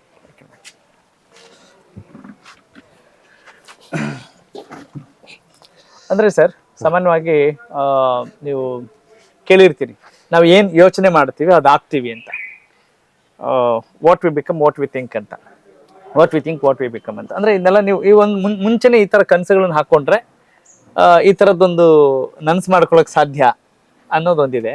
ಹಂಗೆ ನಿಮ್ಗೆ ತುಂಬಾ ನಾನು ದೊಡ್ಡವನಾದ್ಮೇಲೆ ದೊಡ್ಡ ಮನೆ ಕಟ್ಕೊಳ್ಬೇಕು, ಕಾರ್ಗಳನ್ನ ಇಟ್ಕೊಳ್ಬೇಕು, ಸುಂದರವಾದ ಜೀವನ ಮಾಡ್ಬೇಕು ಅಂತ ಅನ್ಸಿದ್ ಯಾವಾಗ? ಆ ಕ್ಷಣಗಳನ್ನ ಜ್ಞಾಪಿಸ್ಕೋಬೋದಾ? ಅವು ಯಾವ ಯಾವ ಯಾವ ಯಾವ ನಿಮಿಷೋಡದ ಇತಿಹಾಸನೇ ಇಲ್ಲ. ಇದೆಲ್ಲ ಈಗ ನೋಡಿದ ಮೇಲೆ ಸಂತೋಷ ಪಡ್ಬೇಕಷ್ಟೇ ನಾವು. ಅದನ್ನ ಇತಿಹಾಸನೇ ಇಲ್ಲ, ಅದನ್ನ ನೆನ್ಸ್ಕೊಂಡಿರ್ತಕ್ಕಂಥದ್ದು. ಅಲ್ರಿ, ಒಂದು ಕೂಲಿ ಮಾಡಿ ಅವತ್ತ ತಂದು ಅವತ್ತ ನಾವು ಒಟ್ಟಿಗೆ ಆಹಾರವನ್ನು ಸೇವನೆ ಮಾಡ್ಕೋಬೇಕು, ಅವತ್ ಕೂಲಿ ಮಾಡ್ಬೇಕು. ಆ ಏನು ದುಡ್ಸಣ್ಣಂತ ಸೌಕರ್ಯ ಏನ್ ಕೊಡ್ತಾನ ದುಡ್ಡು, ಅದೇ ದುಡ್ಡು ಅವತ್ತ ತಗೊಂಬಂದು ಅವತ್ತ ಸಾಯಂಕಾಲ ಮಾಡ್ಕೊಂಡ್ ತಿನ್ಬೇಕು. ಅಂದ್ರೆ ಇಂಥ ಪರಿಸ್ಥಿತಿಯಲ್ಲಿ ನಾವು ಬಂಗ್ಲಾ ಕಟ್ತೀವಿ, ಕಾರ್ ತಗೊಂತೀವಿ, MLA ಆಗ್ತೀವಿ, ಕನ್ಸ್ ಕಾಣಕ್ ಸಾಧ್ಯನಾ? ಅಂದ್ರೆ ಇದು ಏಕಾಏಕಿ ಸೃಷ್ಟಿ ಆಗ್ಬಿಡ್ತು ಅಂತಾನ ಸರ್? ಸರ್, ಕ್ರಮೇಣವಾಗಿ ಏರ್ಲಿ ವರ್ಷಕ್ಕೆ ಡಿಫ್ರೆಂಟ್ ಆಗಿ ಅಂತ ಬಂತೀವಿ. ಹೆಂಗ್ ಜೀವನ ಒಂದು ಫಸ್ಟ್ ಪ್ರಾರಂಭ ನಾವು ಬೆಳಿಲಿಕ್ಕೆ ಕಾರಣ ಏನಂತ ಹೇಳ್ಬಿಡ್ತೀನಿ ನಿಮಗೆ. ನಾನೊಬ್ಬ ಕೂಲಿ ಮಾಡ್ತಿದ್ವಿ, ಕೂಲಿಕಾರ. ನಾನು ನನ್ನ ತಮ್ಮ ಕೂಲಿ ಮಾಡೋ ಹೊತ್ನ್ಯಾಗ ಒಬ್ಬ ಅಧಿಕಾರಿ ಹೇಳ್ತಾನ, ಅಲ್ಲಿರ್ತಕ್ಕಂಥ ಇಂಜಿನಿಯರ್, ಸೈಟ್ ಮೇಲೆ ಇರ್ತಕ್ಕಂಥ ಇಂಜಿನಿಯರ್, ನಾವು ಕೆಲಸ ಮಾಡೋರು ನಾವು. ಅವ ಹೇಳ್ತಾನ, ನೀವೊಂದ್ ಸಣ್ಣ ಲೈಸೆನ್ಸ್ ತೆಗ್ಸ್ರಿ, ಲೈಸೆನ್ಸ್ ಸೆಕ್ಷನ್ ನೀವೇ ದುಡಿತೀರಿ, ನೀವೇ ಕಾಂಟ್ರಾಕ್ಟರ್, ನೀವೇ ಲೇಬರ್ ಆದ್ರೆ ಇನ್ನೂ ಒಳ್ಳೇದಲ್ವ, ನಿಮ್ಗೆ ಲಾಭ ಜಾಸ್ತಿ ಉಳಿತದಲ್ಲ ಅಂತ ಐಡಿಯಾ ಕೊಟ್ಟ ನಮ್ಗೆ. ಯಾರಿಗೆ? ನನ್ನ ತಮ್ಮಗ. ನೀವಂತೂ ದುಡಿತಿದ್ರಿ ಈಗ, ಮತ್ತೆ ನೀವೇ ಒಂದ್ ಸ್ವಲ್ಪ ಒಂದು ಲೈಸೆನ್ಸ್ ಮಾಡಿಸ್ಕೊಡ್ರಿ, ಮತ್ತೆ ಲೈಸೆನ್ಸ್ ನೀವೇ ನೀವೇ ಓನರ್ ಆಗಿ ನೀವೇ ಸ್ವಂತ ಕೆಲಸ ಮಾಡ್ತೀರಿ, ಮನೆಯವರೇ ಕೆಲಸ ಮಾಡ್ತೀರಿ, ಮತ್ ಮಾಡಿದ್ರೆ ನಿಮ್ಗೆ ಲಾಭ ಜಾಸ್ತಿ ಬರ್ತದಲ್ಲ ಅಂತಕ್ಕಂಥ ಸಲಹೆ ಕೊಟ್ಟ. ಅವಾಗ ನಮ್ ತಮ್ಮ ನನಗೇನ್ ಹೇಳಿದ, ಬಂದು ಅಣ್ಣ ಒಂದು ಕಾಂಟ್ರಾಕ್ಟರ್ ಲೈಸೆನ್ಸ್ ಮಾಡ್ಸೋಣ, ಮತ್ ನಾವೇ ಕಾಂಟ್ರಾಕ್ಟರ್, ನಾವೇ ದುಡಿದ್ರಿಂದ ಮತ್ತೆ ದುಡಿದು ಉಳಿತೈತಿ, ಲಾಭನೂ ಉಳಿತೈತಿ. ಇಲ್ಲ ಸಣ್ಣವ್ರು ಅವಾಗ ನಾವು, ಸುಮಾರು ನನಗೆ 22 ವಯಸ್ಸಿಗೆ ನಮ್ ತಮ್ಮ ಸಲಹೆ ಕೊಡ್ತದ, ನನಗೆ ಆತ ವಯಸ್ಸು 18. ಅವರು ಓದಿದ್ರ? ಅವರು ಏನೇನು ಓದಿರ್ಲಿಲ್ಲ, ಅವ್ರು ಏನೂ ಓದಿರ್ಲಿಲ್ಲ. ಪೂರ ನಾಗಪ್ಪ ಅವರು ಏನೇನು ಓದಿರ್ಲಿಲ್ಲ. 1-2ನೇ ತರಗತಿ ಹೋಗ ಮುಂದೆ ಬಿಟ್ಬಿಟ್ರ ಸ್ಕೂಲ್. ಯಾಕೆ ಬಡತನದಲ್ಲಿ ಸ್ಕೂಲ್ ಮುಂದೆ ಹೋಗಕ್ ಆಗ್ಲಿಲ್ಲ. ನೀವು 10ನೇ ಕ್ಲಾಸ್ ಆದ್ರೂ ಬಂದಿದ್ದೀರಿ? 10ನೇ ಕ್ಲಾಸ್ ವರೆಗೆ, ಅದು 3 ಸಾರಿ ಎಕ್ಸಾಮ್ ಬರೆದು ಪಾಸ್ ಆಗಿದ್ದೀನಿ. ಒಂದ್ಸಲ ಅಲ್ಲ, 3 ಸಾರಿ. ಇಂಗ್ಲಿಷ್ ಪೇಪರ್ 3 ಸಾರಿ ಬರೆದು, ಉಳಿದೆಲ್ಲ ಪೇಪರ್ ಒಂದೇ ಸಾರಿ ತಗೊಂಡೆ. ಬಟ್ ಇಂಗ್ಲಿಷ್ ಪೇಪರ್ 3 ಸಾರಿ ಬರೆದು ಪಾಸ್ ಆಗಿದೆ. ಅದ ನಿಮಗೆ ಏನು ಮಾಡಕ್ಕಾಗಲ್ಲ, ಅವತ್ತಿನ ಸಂದರ್ಭ. 5ನೇ ಕ್ಲಾಸ್ ಹೋದ್ಮೇಲೆ ABCD ಚಾಲು ಆಯ್ತು ನಂದು. LKG UKG ಈಗಿಂದ ಸ್ಟಾರ್ಟ್ ಆಗಿದೆ. ಅವತ್ತು ಹಂಗಿರ್ಲಿಲ್ಲ. ಅವತ್ತು 5ನೇ ಕ್ಲಾಸಿಲಿಂದ ABCD ಚಾಲು ನಮ್ಗೆ. ಹಿಂಗಾಗಿ ಅದು SSL ದೊಡ್ಡ ಇಂಗ್ಲಿಷ್ ಪೇಪರ್ ತಗೊಳಕ್ ಆಗ್ಲಿಲ್ಲ. 3 ಸಾರಿ ಎಕ್ಸಾಮ್ ಬರೀಬೇಕಾಯ್ತು ನಾನು. ಬರ್ದು 3ನೇ ಸಾರಿ ಪಾಸ್ ಆಗಿದೆ. ಎಸ್ ಸರ್, ನಿಮ್ಮ ಹಿನ್ನೆಲೆಯನ್ನು ಗಮನಿಸಿದಾಗ ಬಹಳಷ್ಟು ಜನರಿಗೆ ಒಂದ್ ರೀತಿ ಸ್ಫೂರ್ತಿ ಅಂತ ಅನ್ಸುತ್ತೆ. ಯಾಕಂತ ಹೇಳಿದ್ರೆ, ಬರೀ ನಾವು ಓದಿದ್ರೆ ಮಾತ್ರ ಸಾಕಾಗಲ್ಲ, ಓದಿನ ಜೊತೆಗೆ ಒಂದಷ್ಟು ಸಂಸ್ಕಾರ, ಒಳ್ಳೆ ಗುಣಗಳನ್ನ ಇಟ್ಕೊಳ್ಬೇಕು ಅನ್ನೋದು ನಿಮ್ಮ ಒಂದು ಜೀವನ ಶೈಲಿಯನ್ನು ಗಮನಿಸಿದಾಗ ಅನ್ಸುತ್ತೆ. ಈಗ ರಾಜಕಾರಣಕ್ಕೆ ಧುಮುಕಿದ್ದೀರಿ, ರಾಜಕಾರಣದಲ್ಲೇ ಈಜ್ತಾ ಇದ್ದೀರಿ. ಈಗ ಸದ್ಯದ ಪ್ರೆಸೆಂಟ್ ಪಾಲಿಟಿಕ್ಸ್ ಬಗ್ಗೆ ಮಾತನಾಡೋದ್ರೆ ಏನ್ ಹೇಳ್ತೀರಿ? ಏನ್ ಅನ್ಸುತ್ತೆ ಸದ್ಯದ ರಾಜಕಾರಣವನ್ನು ಗಮನಿಸಿದ್ರಿ? ಏನ್ ಹೇಳಕ್ ಬಯಸ್ತೀರಿ ತಾವು? ನೋಡಿ, ರಾಜಕಾರಣ ಮಾಡ್ಬೇಕಂದ್ರೆ ಮನುಷ್ಯನ ಹತ್ರ ಎಲ್ಲ ಗುಣಗಳಿರ್ಬೇಕು. ಯಾವತ್ತು ಜಾತಿ ರಾಜಕಾರಣ ಆಗ್ಲಿ, ಇನ್ನೊಬ್ರಿಗೆ ಮೋಸ ಮಾಡ್ತಕ್ಕಂತಾಗ್ಲಿ, ಸುಳ್ಳುಗಳು ಭಾಷೆ ಮಾಡ್ತಕ್ಕಂತಾಗ್ಲಿ, ಅವು ಯಾವ ನಾನು ಇಷ್ಟಪಡಲ್ಲ. ಈ ದೇಶಕ್ಕೊಬ್ಬ ಸಮರ್ಥ ನಾಯಕ ಸಿಕ್ಕಿದಾನೆ, ಪ್ರಧಾನಮಂತ್ರಿ ನರೇಂದ್ರ ಮೋದಿಜಿ ಅವರು. ಅವರ ಕುಟುಂಬ ರಾಜಕಾರಣ ಮಾಡೋದು ನೋಡಲ್ಲ ಇವತ್ತಿಗೆ ಯಾರು. ಯಾಕಂದ್ರೆ ಯಾರಿಗೂ ಇವತ್ತು ಅವರು ಮನೆಯಲ್ಲಿ ಅವ್ರ ಅಣ್ಣ ತಮ್ಮ ಯಾರಾದ್ರೂ MP MLC ಏನಾದ್ರು ಅದಾರ? ಇಲ್ಲ. ಇರ್ತಕ್ಕಂಥ ಬೇರೆ ಕಡೆ ನೋಡಿ, ಎಲ್ಲರೂ ಮನೆಗೊಳಗ ಕೆಲವೊಬ್ರು ನನ್ನ ಮಗ ಆಗ್ಬೇಕು, ನನ್ನ ಹಳೆ ಆಗ್ಬೇಕು, ನನ್ನ ತಮ್ಮ ಆಗ್ಬೇಕು ಅಂತ ಬಯಸ್ತಾರ. ಆದ್ರೆ ಸಂದೇಶ ಏನು ಹೋಗ್ತದೆ ಜನರಲ್ಲಿ, ಏನಪ್ಪಾ ಇವರನ್ನೇ ಆಗ್ಬೇಕ ಮನೆಯಲ್ಲಿ ಎಲ್ಲರೂ, ಬೇರೆಯವ್ರಿಗೆ ಯಾರಿಗೆ ಅವಕಾಶ ಇಲ್ವಾ ಅಂತಕ್ಕಂಥದ್ದು ಒಂದು. ಆಮೇಲೆ ರಾಜಕಾರಣದಲ್ಲಿ ನಾವು ಏನೇ ಮಾಡಿದ್ರು ಕೂಡ ಇವತ್ತ ಜಾತಿ ರಾಜಕಾರಣ ಬಹಳಷ್ಟು ಇದರಲ್ಲಿ ಬೆಳೀತಾ ಇದೆ. ಎಲ್ಲಿ ಜಾತಿ ಪ್ರಬಲ ಇದೆ ಅಲ್ಲಿ ಆ ರಾಜಕಾರಣಿ ಬೆಳೀತಕ್ಕಂಥದ್ದು ನೋಡ್ತಾ ಇದೀವಿ. ಟಿಕೆಟ್ ಕೊಡೋದೇ ಅಲ್ಲಿಂದ ಶುರುವಾಗುತ್ತೆ. ಇವತ್ತು ಎಲ್ಲಿ ಪ್ರಬಲ ಅದರ ಅವ್ರದೇ ಒಂದು ಡಾಮಿನೇಟ್ ಇಟ್ಕೊಂಡು ರಾಜಕಾರಣ ಮಾಡ್ತಕ್ಕಂಥದ್ದು ಇವತ್ತು ಕಾಣ್ತಾ ಇದೀವಿ. ಆ ವಿಷಯನ ಆ ಒಂದು ರಾಜಕಾರಣ ಇದನ್ನೆಲ್ಲ ನೋಡಿದಾಗ ಅಸಹಾಯಕ ಸ್ಥಿತಿಯಲ್ಲಿ ನಾವಿದೀವಿ ಅಂತ ಅನಿಸ್ತಾ ಇದ್ದಿತ್ತು ನಮಗೆ. ನಮಗೇನು ಅನಿಸ್ತಾ ಇಲ್ಲ ಆ ತರ ಅಲ್ಲ ಅಂದ್ರೆ ಮಾಡೋದನ್ನ ನೋಡ್ತೀವಿ ಅಷ್ಟೇ. ಯಾಕಂದ್ರೆ ನೀವು ಹೇಳ್ತಾ ಇರೋದು ನೋಡಿದಾಗ ಅಂದ್ರೆ ಇನ್ನಷ್ಟು ಮೌಲ್ಯಾಧಾರಿತ ರಾಜಕಾರಣ ಇದ್ರೆ ಒಳ್ಳೇದಿತ್ತು ಅನ್ನೋ ಒಂದು ಭಾವನೆ ಬರುತ್ತೆ ನೀವು ಮಾತನಾಡೋದನ್ನ ಕೇಳಿದಾಗ. ಬರ್ತದ, ಅದಕ್ಕೆ ಅವಕಾಶ ಬರ್ತೈತಿ, ಬರ್ತದೆ ಅಂತೀರಿ? 100% ಬರ್ತದೆ. ಹೆಂಗೆ, ಯಾವ ಆಧಾರದ ಮೇಲೆ ಹೇಳ್ತಾ ಇದೀರಿ ತಾವಿದ್ನ? ನೋಡಿ, ಇನ್ನೂ ಸ್ವಲ್ಪ ದಿವಸದಲ್ಲಿ ಕಾಯ್ದು ನೋಡಿ. ಹಾ ಹಾ ಮೌಲ್ಯ ಆಧಾರಿತ ರಾಜಕಾರಣಿಗೆ ನಂದಿರಲ್ಲ, ಹಾ ಹಾ ಇನ್ನು ಮುಂದೆ ನಮ್ಮ ದೇಶದಲ್ಲಿ ಅದೇ ಬರ್ತೈತಿ. ಅಲ್ಲ ಸರ್, ಎಲ್ಲಾ ಜಾತಿ ನಿರ್ಮೂಲನೆ ಆಗ್ತೈತಿ. Okay okay. ಜಾತಿ ಅನ್ನೋದೇ ನಿರ್ಮೂಲನೆ ಆಗ್ತೈತಿ. ಅಲ್ಲ ಹೆಂಗೆ, ನೀವು ಯಾವ ಕ್ಲೂ ಮೇಲೆ ಹೇಳ್ತಾ ಇದ್ರಿ, ಯಾವ ಸುಳಿವಿನ ಮೇಲೆ ಈ ರೀತಿ ಮಾತನಾಡ್ತಾ ಇದ್ದಾರೆ? ಅದಕ್ಕೆ ಹಿಂಗ್ ಮಾತಾಡ್ತಿದ್ದಾರೆ, ಅದಕ್ಕೆ ಹೇಳೋದು ದೈವಶಕ್ತಿ ಅಂತ. ಅದಕ್ಕೆ ಹೇಳೋದು ದೈವಶಕ್ತಿ ಅಂತ. ಇವತ್ತು ನಾವು ಜಾತಿ ರಾಜಕಾರಣದಿಂದ ಎಷ್ಟೊಂದು ಹಾಳಾಗ್ತಿದೆ ನಮ್ಮ ದೇಶ ಅಂತಕ್ಕಂಥದ್ದನ್ನ ಎಲ್ಲರಿಗೂ ಗೊತ್ತಿದೆ. ಹಾ ಇವತ್ತು ಸರ್ಕಾರ ಇವತ್ತೊಂದು ತೀರ್ಮಾನ ತಗೊಂತಿದೆ. ಪ್ರಣಾಳಿಕೆಯಲ್ಲಿ ಬಿಡುಗಡೆ ಮಾಡಿದ್ದಾರೆ ನೋಡಿ. ಈ ಪ್ರಣಾಳಿಕೆಯಲ್ಲಿ ಏನಂತ ಬಿಡುಗಡೆ ಮಾಡ್ತಾರೆ? ಏಕ ನಾಗರಿಕ ಸಂಹಿತೆಯನ್ನ ನಾವು ಜಾರಿ ತರ್ತೀವಿ. ಅವತ್ತು ದಿವಸ ಏನಾಗುತ್ತೆ ಹೇಳಿ, ಎಲ್ಲರ ಭಾವನೆ ಒಂದೇ ಇರ್ತೈತಿ. ಅವತ್ತು ಜಾತಿ ಕಡಿಮೆ ಆಗ್ತೈತಿ. ಆ ಜಾತಿ ಈ ಜಾತಿ ಅನ್ನೋದನ್ನ ತೆಗೆದಾಕ್ದಂಗೆ ಆಗ್ತೈತಿ. ಇವತ್ತು ಏನಾಗ್ಯದ, ಹೆಣ್ಣು ಗಂಡು ಮಹಿಳೆಯರಿಗೆ ಇದು ಇದು ಸ್ಥಾನಮಾನ ಕಡಿಮೆ ಇತ್ತು ಮೊದಲ. ಇವತ್ತು ಮಹಿಳೆಯರಿಗೆ 33% ಸ್ಥಾನಮಾನ ತಂದ್ರು. ಹೆಣ್ಣು ಗಂಡು ಸರಿಸಮಾನವಾಗಿ ರಾಜಕಾರಣ ಮಾಡಂತ ಅವಕಾಶಗಳು ಸಿಗ್ತಾವ. ಈಗಾಗಲೇ ಹೆಣ್ಮಕ್ಳು ಗಂಡ್ಮಕ್ಳೆಲ್ಲ ನೌಕರಿಯಲ್ಲಿ ಆಗ್ಲಿ, ಯಾವುದೇ ಬಿಸ್ನೆಸ್ ಗಳಲ್ಲಾಗ್ಲಿ ಬಹಳಷ್ಟು ಮುಂದೆ ಬಂದಿದ್ದಾರೆ ಅವರು ಕೂಡ. ಅಂದ್ರೆ ಇದು ಪ್ರತಿಯೊಂದು ಸಮಾಜಕ್ಕೂ ರೀಚ್ ಆಗ್ತಿದೆ ಅನಿಸ್ತಾ ಇದೆಯಾ ನೀವು ಮಾತನಾಡೋ ಮಾತುಗಳು? ಅಂದ್ರೆ ಇನ್ನೂ ಜಾಗೃತಿ ಮೂಡಿಸಬೇಕಾದಂತ ಅನಿವಾರ್ಯತೆ ಇದೆ ಜಾತಿ ಒಪ್ಕೊಳ್ಳೇಬೇಕು. ಕೆಲವೊಂದು 1-2 ಸಮಾಜ ವಿರೋಧ ಮಾಡಬಹುದು ಅಷ್ಟೇ. ಎಲ್ಲಾ ಸಮಾಜ 90% ಸಮಾಜ ಒಪ್ಕೊಂತಿದೀಗ, ಅದಕ್ಕೆ ಒಪ್ಕೊಂತಿದೆ. ಬೇರೆ ಇಡೀ ಜಗತ್ತಿನಲ್ಲಿ ದೇಶಗಳು ನೋಡ್ರಿ ಯಾವ ರೀತಿ ಅದಾವ, ಅಲ್ಲಿ ಯಾವನು ಜಾತಿಗಳು ಅದಾವ ನೋಡ್ರಿ. 2 ಜಾತಿ ಅದ, ಗಂಡು ಹೆಣ್ಣು. ಗಂಡು ಹೆಣ್ಣು ಇನ್ನೂ ಒಂದೇ ಜಾತಿಗೆ ಹೋಲಿಸಿದ್ರೆ 2 ಜಾತಿ ಅದಾವ. ಒಂದ್ ಬರೀ ಕ್ರಿಶ್ಚಿಯನ್ ರಾಷ್ಟ್ರಗಳದಾವ, ಕೆಲವೊಂದು ಮುಸ್ಲಿಂ. ಬೇರೆ ಹಿಂದೂ ರಾಷ್ಟ್ರ ಅನ್ನೋದಂತಕ್ಕಂಥದ್ದು ಇಲ್ಲಿದೆ. ಇಲ್ಲಿ ಜಾತಿಗಳು ಸುಮಾರು ಸಾವಿರಾರು ಜಾತಿಗಳಿದೆ. ಅದಕ್ಕೆ ಒಂದುಗೂಡಿಸಿ ಒಂದೇ ಮಾರ್ಗದಲ್ಲಿ ಒಯ್ಬೇಕು ಅಂತಕ್ಕಂಥದ್ದನ್ನ ಇವತ್ತಿನ ವ್ಯವಸ್ಥೆ ನಡೀತಾ ಇದೆ. ಮಾನಪ್ಪ ವಜ್ಜಲ್ ಅವರು ಪ್ರಬಲ ಹಿಂದುತ್ವವಾದಿನ? ನೋಡಿ, ನಾನೊಬ್ಬ ಹಿಂದೂ, 100% ಹಿಂದುತ್ವ, ಅದ್ರಾಗೇನು 2 ಮಾತೇ ಇಲ್ಲ. ಹಿಂದುತ್ವವಾದಿ ಅಂತಕ್ಕಂಥಲ್ಲ. ನಾವೊಬ್ಬ ಹಿಂದೂ ರಾಷ್ಟ್ರದಲ್ಲಿ ಹಿಂದೂ ಆಗಿ ಬದುಕಬೇಕಂತಕ್ಕಂಥ ನನ್ನ ಆಸೆ ಇದೆ.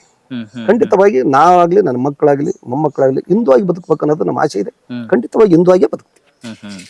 ಓಕೆ, ಅದಕ್ಕೆ ಬಹಳಷ್ಟು ಆರೋಪ ಪ್ರತ್ಯಾರೋಪ ತಕರಾರು ರಾಜಕೀಯದಲ್ಲಿ ಏನೇ ಬಂದ್ರು ಕೂಡ ಅದು ಅನಿವಾರ್ಯ. ಅದು ನಮಗೆ ರಾಜಕೀಯದಲ್ಲಿ ಟಿಪ್ಪಣಿಗಳು ಬರುತ್ತವೆ, ಅದನ್ನ ಎದುರಿಸ್ತೀವಿ. ಅದ್ರಿಗೆ ಮಾತಿಲ್ಲ. ಹಿಂದೂ ಅಂತಕ್ಕಂಥದ್ದು ನಾವ್ ಅಲ್ಲಂದ್ರೆ ತಪ್ಪಾಗುತ್ತೆ. ನಮ್ಮ ಹೆಸರು ಮಾನಪ್ಪ ಅಂತಿದ್ದಾಗ ನಾವ್ ಹಿಂದೂ ಅಲ್ಲಂದ್ರೆ ಏನ್ ಮುಸ್ಲಿಂ ಅಂತ ಹೇಳಕ್ಕಾಗದ, ಕ್ರಿಶ್ಚಿಯನ್ರ ಅಂತ ಹೇಳಕ್ಕಾಗ್ತದೆ? ನೀವ್ ಹೇಳಿ. ಎಲ್ಲರೂ ನನ್ನ ಎಲ್ಲ ಪಕ್ಷಗಳಲ್ಲೂ ಇದ್ದಾರೆ, ಯಾವುದೋ ಒಂದು ಭೇದ ಭಾವಗಳಿಲ್ಲ. ಅವ್ರು ಬೇರೆ ಅಂತ ನಾನು ಹೇಳಲ್ಲ. ಅವರೆಲ್ಲ ನನ್ನ ಸ್ನೇಹಿತರು ಅದಾರ. ಅಲ್ಲಿ ಕ್ರಿಶ್ಚಿಯನ್ರಲ್ಲಿ ನನ್ನ ಸ್ನೇಹಿತರು ಅದಾರ, ಮುಸ್ಲಿಮ್ಸ್ ಅಲ್ಲೂ ನನ್ನ ಸ್ನೇಹಿತರು ಅದಾರ. ಅದು ಬೇರೆ. ಆದ್ರೆ ಹಿಂದೂ ಅಂತ ಬಂದಾಗ ನಾನೊಬ್ಬ ಹಿಂದೂ, ನಾನು ಫಾರಂ ಅಲ್ಲಿ ತುಂಬದೆ ಹಿಂದೂ ಅಂತ ತುಂಬ್ತೀನಿ. ಮತ್ತೆ ಹಿಂದೂ ಅಲ್ಲ ಅಂತ ಹಿಂಗ್ ಹೇಳಕ್ಕಾಗತ್ತೆ? ನಾವು ಹಿಂದೆ, ನಾವು ಹಿಂದೂ, ನಾವು ದೇಶಭಕ್ತರೇ, ಅಪಾಟ್ ದೇಶಭಕ್ತರೇ. ಏನ್ ಸರ್ ದೇಶಭಕ್ತಿ ಅಂದ್ರೆ ಏನು? ದೇಶಭಕ್ತಿ ಅಂದ್ರೆ ಈ ಭಾರತ ದೇಶದ ಬಗ್ಗೆ, ನನ್ನ ದೇಶ ನಂದು ಇದು ಅಂತಕ್ಕಂಥ ಭಾವನೆ ನಮ್ಮಲ್ಲಿ ಎಲ್ಲಿವರೆಗೆ ಬರ್ತೈತಿ, ಇದು ನಂದು.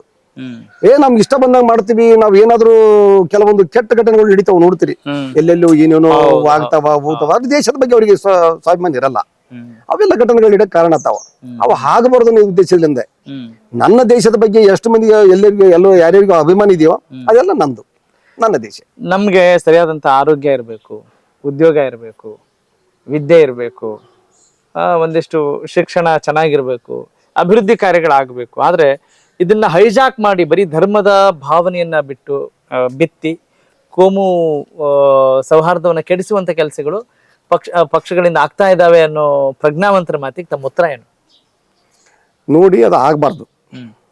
ಅಂತವ್ರಿಗೆ ಬಹುಶಃ ದೇಶದಲ್ಲಿ ಅವಕಾಶಗಳಿಲ್ಲ. ಯಾಕಂದ್ರೆ ಈಗಾಗಲೇ ಬಹಳಷ್ಟು ಘಟನೆಗಳು ನಡೆದಾವು. ಮುಂದದು ನಡಿಬಾರ್ದು ಅಂತಾನೆ ಇವತ್ತು ಸರ್ಕಾರಗಳು ಬಹಳ ಎಚ್ಚೆತ್ಕೊಂಡು ಆಡಳಿತವನ್ನ ಮಾಡ್ತಕ್ಕಂಥದ್ದು. ಕೆಲವೊಂದು ಪಕ್ಷಗಳು ಕೆಲವೊಂದು ಜಾತಿಗೆ ಸೀಮಿತ ಆಗಿದಾವ.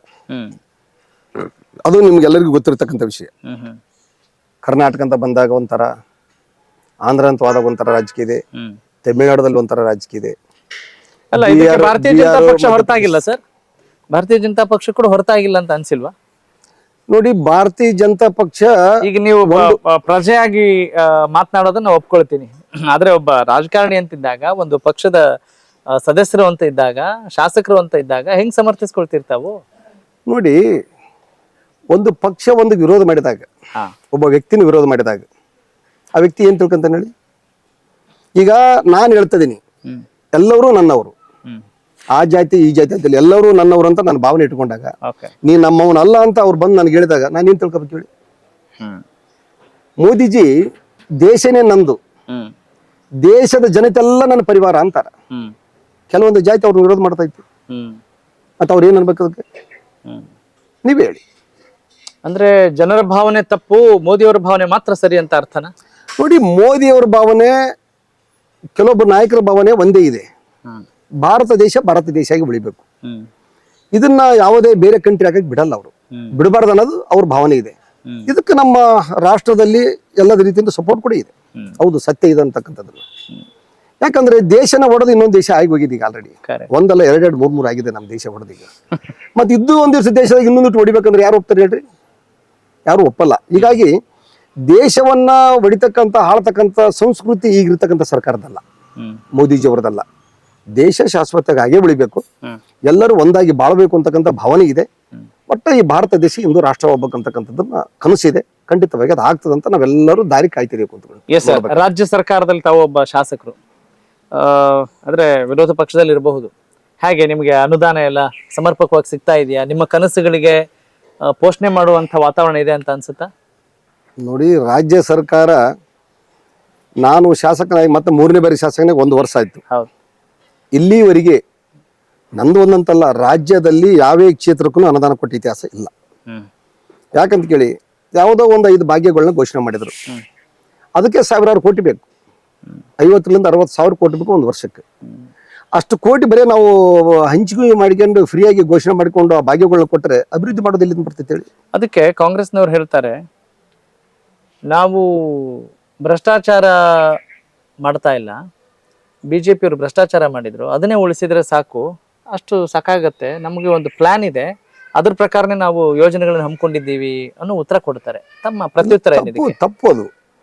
ನೋಡಿ, ಬಿಜೆಪಿ ಅವರು ಭ್ರಷ್ಟಾಚಾರ ಮಾಡಿದ್ರೆ ಇವತ್ತಿವ್ರು ಸರ್ಕಾರ ಆಡಳಿತ ಮಾಡಕ್ ಆಗ್ತಿರ್ಲಿಲ್ಲ. ಸರ್ಕಾರ ಆಡಳಿತ ಮಾಡಕ್ ಆಗ್ತಿರ್ಲಿಲ್ಲ ಭ್ರಷ್ಟಾಚಾರ ಮಾಡಿದ್ರೆ. ಅವರು ನಮ್ಮ ಸರ್ಕಾರ ಇವತ್ತೇನು ಬಿಜೆಪಿ ಸರ್ಕಾರ ಬಿಟ್ಟು ಎಲೆಕ್ಷನ್ಗೆ ಹೋಗೋ ಮುಂದಡಿಗೆ ಸಾಕಷ್ಟು ಹಣ ಬ್ಯಾಲೆನ್ಸ್ ಇಟ್ಟಿದ್ರು ಖಜಾನೆಯಲ್ಲಿ. ಆ ಹಣವನ್ನು ತಗೊಂಡು ಇವರು ಬಿಟ್ಟು ಭಾಗ್ಯಗಳಿಗೆ ಹಂಚಿಕೆ ಮಾಡಿದ್ರು.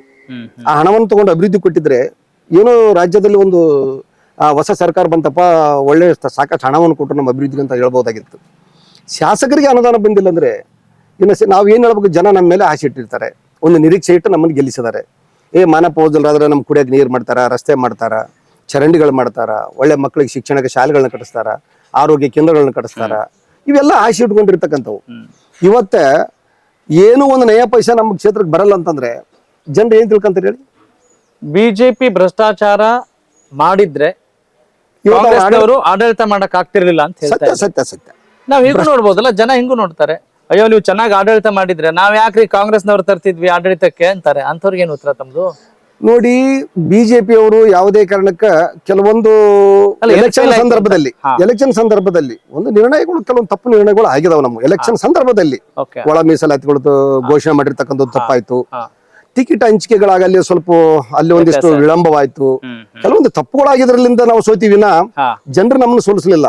ಆದ್ರೆ ಕಾಂಗ್ರೆಸ್ನವ್ರು ಏನ್ ಮಾಡಿದ್ರು, ಇವು ಭಾಗ್ಯಗಳನ್ನ ಘೋಷಣೆ ಮಾಡಿದ್ರು. ಏನು ಬಸ್ ಪಾಸ್ ಫ್ರೀ ಕೊಡ್ತೀವಿ, 10 kg ಅಕ್ಕಿ ಕೊಡ್ತೀವಿ ಅಂದ್ರು, 2,000 ರೂಪಾಯಿ ಗೃಹಲಕ್ಷ್ಮಿ ಇದು ಕೊಡ್ತೀವಿ ಅಂದ್ರು, 200 ಯೂನಿಟ್ ಕರೆಂಟ್ ಫ್ರೀ ಕೊಡ್ತೀವಿ ಅಂದ್ರು. ಎಷ್ಟು ಮಂದಿ ಕೊಡ್ತಾರ ಸ್ವಾಮಿ ಈಗ ನೋಡ್ರಿ? 2,000 ರೂಪಾಯಿ ಕೊಡ್ತೀವಿ. ರೆಸ್ಪಾನ್ಸ್ ಸಿಗ್ತಾ ಇದೆಯಾ? ಅದನ್ನೆಲ್ಲ ನೀವು ಸ್ಟಡಿ ಮಾಡಿದಿರಲ್ಲ? ಹೆಣ್ಮಕ್ಳು ಹೋಗಿ ಕೇಳಿದ್ರೆ ಹೇಳ್ತಾರ, ಯಪ್ಪ ಪಕ್ಕದ ಮನೆಗೆ ಬಂದಿಲ್ಲ, ನನ್ಗೆ ಬಂದಿಲ್ಲ, ಅಕ್ಕಿಗೆ ಬಂದವ ನನಗೆ ಬಂದಿಲ್ಲ ಅಂತಾರ. ಕರೆಂಟ್ ಬಿಲ್ ಅವ್ನು ಹೇಳ್ತದನ, ಸರ್ ಮೊದಲು ನಮ್ಗೆ 200, 300 ಬರ್ತಿತ್ತು, ಇವತ್ತು ನಮ್ಮ ಮನೆಗೆ 500, 600 ಬರ್ಲಕ್ಕೈತದ, ಕರೆಂಟ್ ಬಿಲ್ ಡಬಲ್ ಬರ್ಲಕ್ಕೈತದ ಅಂತಾರ. ಅದನ್ನು ಬಿಜೆಪಿ ಅವ್ರ ಮೇಲೆ ಹಾಕೋ ಪ್ರಯತ್ನವನ್ನು ಮಾಡಿದ್ರು. ಹೆಂಗ್ ಮಾಡ್ತಾರ? ಇವ್ರ ಸರ್ಕಾರ ಬಂದ ಮೇಲೆ ಎಕ್ಸೆಸ್ ಮಾಡಿರ್ತಕ್ಕಂಥದ್ದು. ಬಿಜೆಪಿ ಅವ್ರ ಮೇಲೆ ಅವಶ್ಯಕತೆ ಬರಲ್ಲ. ಅದಕ್ಕೆ ಮುಂಚೆ ಏನೇನು ಮಾಡಿದಿಲ್ಲ. ಬಿಜೆಪಿ ಸರ್ಕಾರದಲ್ಲಿ ಎಲ್ಲ ಕಡಿಮೆ ಇರ್ತಿದ್ದು. ಇವ್ರು ಸರ್ಕಾರ ಬಂದ ಮೇಲೆ ಮಾಡಿರ್ತಲ್ಲ, ಇವ್ರು ಬಂದ ಮೇಲೆ ಆದೇಶ ಮಾಡಿರ್ತಕ್ಕಂಥದ್ದು. 200 ಯೂನಿಟ್ ಕೊಡ್ತೀವಿ ಅಂತ ಘೋಷಣೆ ಮಾಡಿದಾರೆ ಯಾರು? ಕಾಂಗ್ರೆಸ್. ನೀವು ಈಗ ಕೊಡ್ಬೇಕಾದ ಎಷ್ಟು ಕೊಡ್ತಾರೆ ಹೇಳಿ? 50 ಯೂನಿಟ್ ತನಕ ಫ್ರೀ ಕೊಡ್ತೀವಿ, ಆಮೇಲೆ ಅದಕ್ಕೆ ಚಾರ್ಜ್ ಆಗ್ತೀವಿ ಅಂತಾರೆ. ಅದಕ್ಕೆ ಮತ್ತೆ ರೇಟ್ ಜಾಸ್ತಿ ಮಾಡಿದ್ದಾರೆ, ಯೂನಿಟ್ಗಿಂತ ಇಷ್ಟ ಅಂತ ಹೇಳಿ. ಅಂದ್ರೆ ಇದೆಲ್ಲ ಪಾಲಿಸಿ ಅಂತೀರಿ, ಇದೆಲ್ಲ ಗಿಮಿಕ್ ಅಂತೀರಿ? ಪಾಲಿಸಿ ಗಿಮಿಕ್ ಇದೆಲ್ಲ. ಎಷ್ಟು ಸಾಲ ಮಾಡಿರೋದು ನೋಡ್ಕೊಡ್ರಿ. ಈಗ ಕಾಂಗ್ರೆಸ್ ಸರ್ಕಾರ ಬಂದ ಮೇಲೆ ಎಷ್ಟು ಕೋಟಿ ಸಾಲ ಆಗಿದೆ ಅನ್ನೋದು ಗೊತ್ತಾಗಲಿ ಅಟ್ಲೀಸ್ಟ್. ಅದನ್ನ ತಿಳ್ಕೊಡ್ರಿ. ಮೊದಲ ಸಿಕ್ಕಾಪಟ್ಟ ಸಾಲ ಮಾಡಿಬಿಟ್ಟಿದೆ. ಅಂದ್ರೆ ಈ ಸರ್ಕಾರ ಜಾಸ್ತಿ ಯಶಸ್ವಿಯಾಗಿ ನಡೆಯೋ ಸಾಧ್ಯತೆಗಳಿಲ್ಲ ಅಂತ ಹೇಳ್ತಿದ್ದೀರಿ ತಾವು? 100% ಈ ಸರ್ಕಾರ ಯಶಸ್ವಿ ಹೋಗಕ್ಕೆ ಸಾಧ್ಯನೇ ಇಲ್ಲ. ಎಸ್ ಸರ್, ತಮ್ಮ ಮುಂದಿನ ಕನಸೇನು, ಏನೆಲ್ಲ ಯೋಚನೆಗಳಿದಾವೆ ತಮ್ಮ ಕ್ಷೇತ್ರದ ಜನತೆಗೋಸ್ಕರ?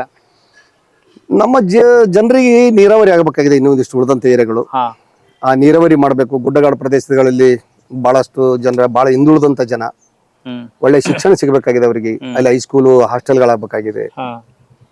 ಇದ್ರ ಜೊತೆಯಲ್ಲಿ ಒಳ್ಳೆ ಹೊಲಗಳಿಗೆ ಹೋಗ್ತಕ್ಕಂಥ ರಸ್ತೆಗಳ ಅಭಿವೃದ್ಧಿ ಆಗಬೇಕಾಗಿದೆ.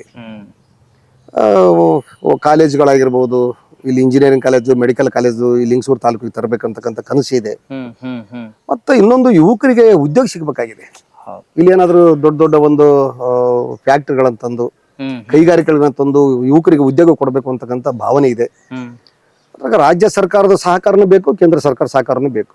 ಇದಕ್ಕೆ ರಾಜ್ಯ ಸರ್ಕಾರ ಈಗಾಗಲೇ ದಿವಾಳಿಯಾಗಿ ಹೋಗಿದೆ. ಅದರಲ್ಲಿ ಅವರು ಯಾವುದೇ ನಾವು ಒಂದು ಲೆಟರ್ ಬರೆದ್ರು ನಮ್ಮಲ್ಲಿ ದುಡ್ಡಿಲ್ಲ ಅಂತ ನಾ ಮಾತಾಡ್ತಾ ಇದಾರೆ. ಹೌದು ಸರ್, ಹೌದು. ಮುದಗಲ್ಲು ತಾಲೂಕಾಗಿ ಘೋಷಣೆ ಆಗ್ಬೇಕಾಗಿದೆ. ಯಾಕಂದ್ರೆ ಆ ಭಾಗದ ಜನರಿಗೆ ಲಿಂಗಸೂರಿಗೆ ಬಂದು ಹೋಗಕ್ ಬಹಳ ದೂರ ಆಗುತ್ತೆ. ತಾಲೂಕು ಘೋಷಣೆ ಆಗ್ಬೇಕಾಗಿದೆ.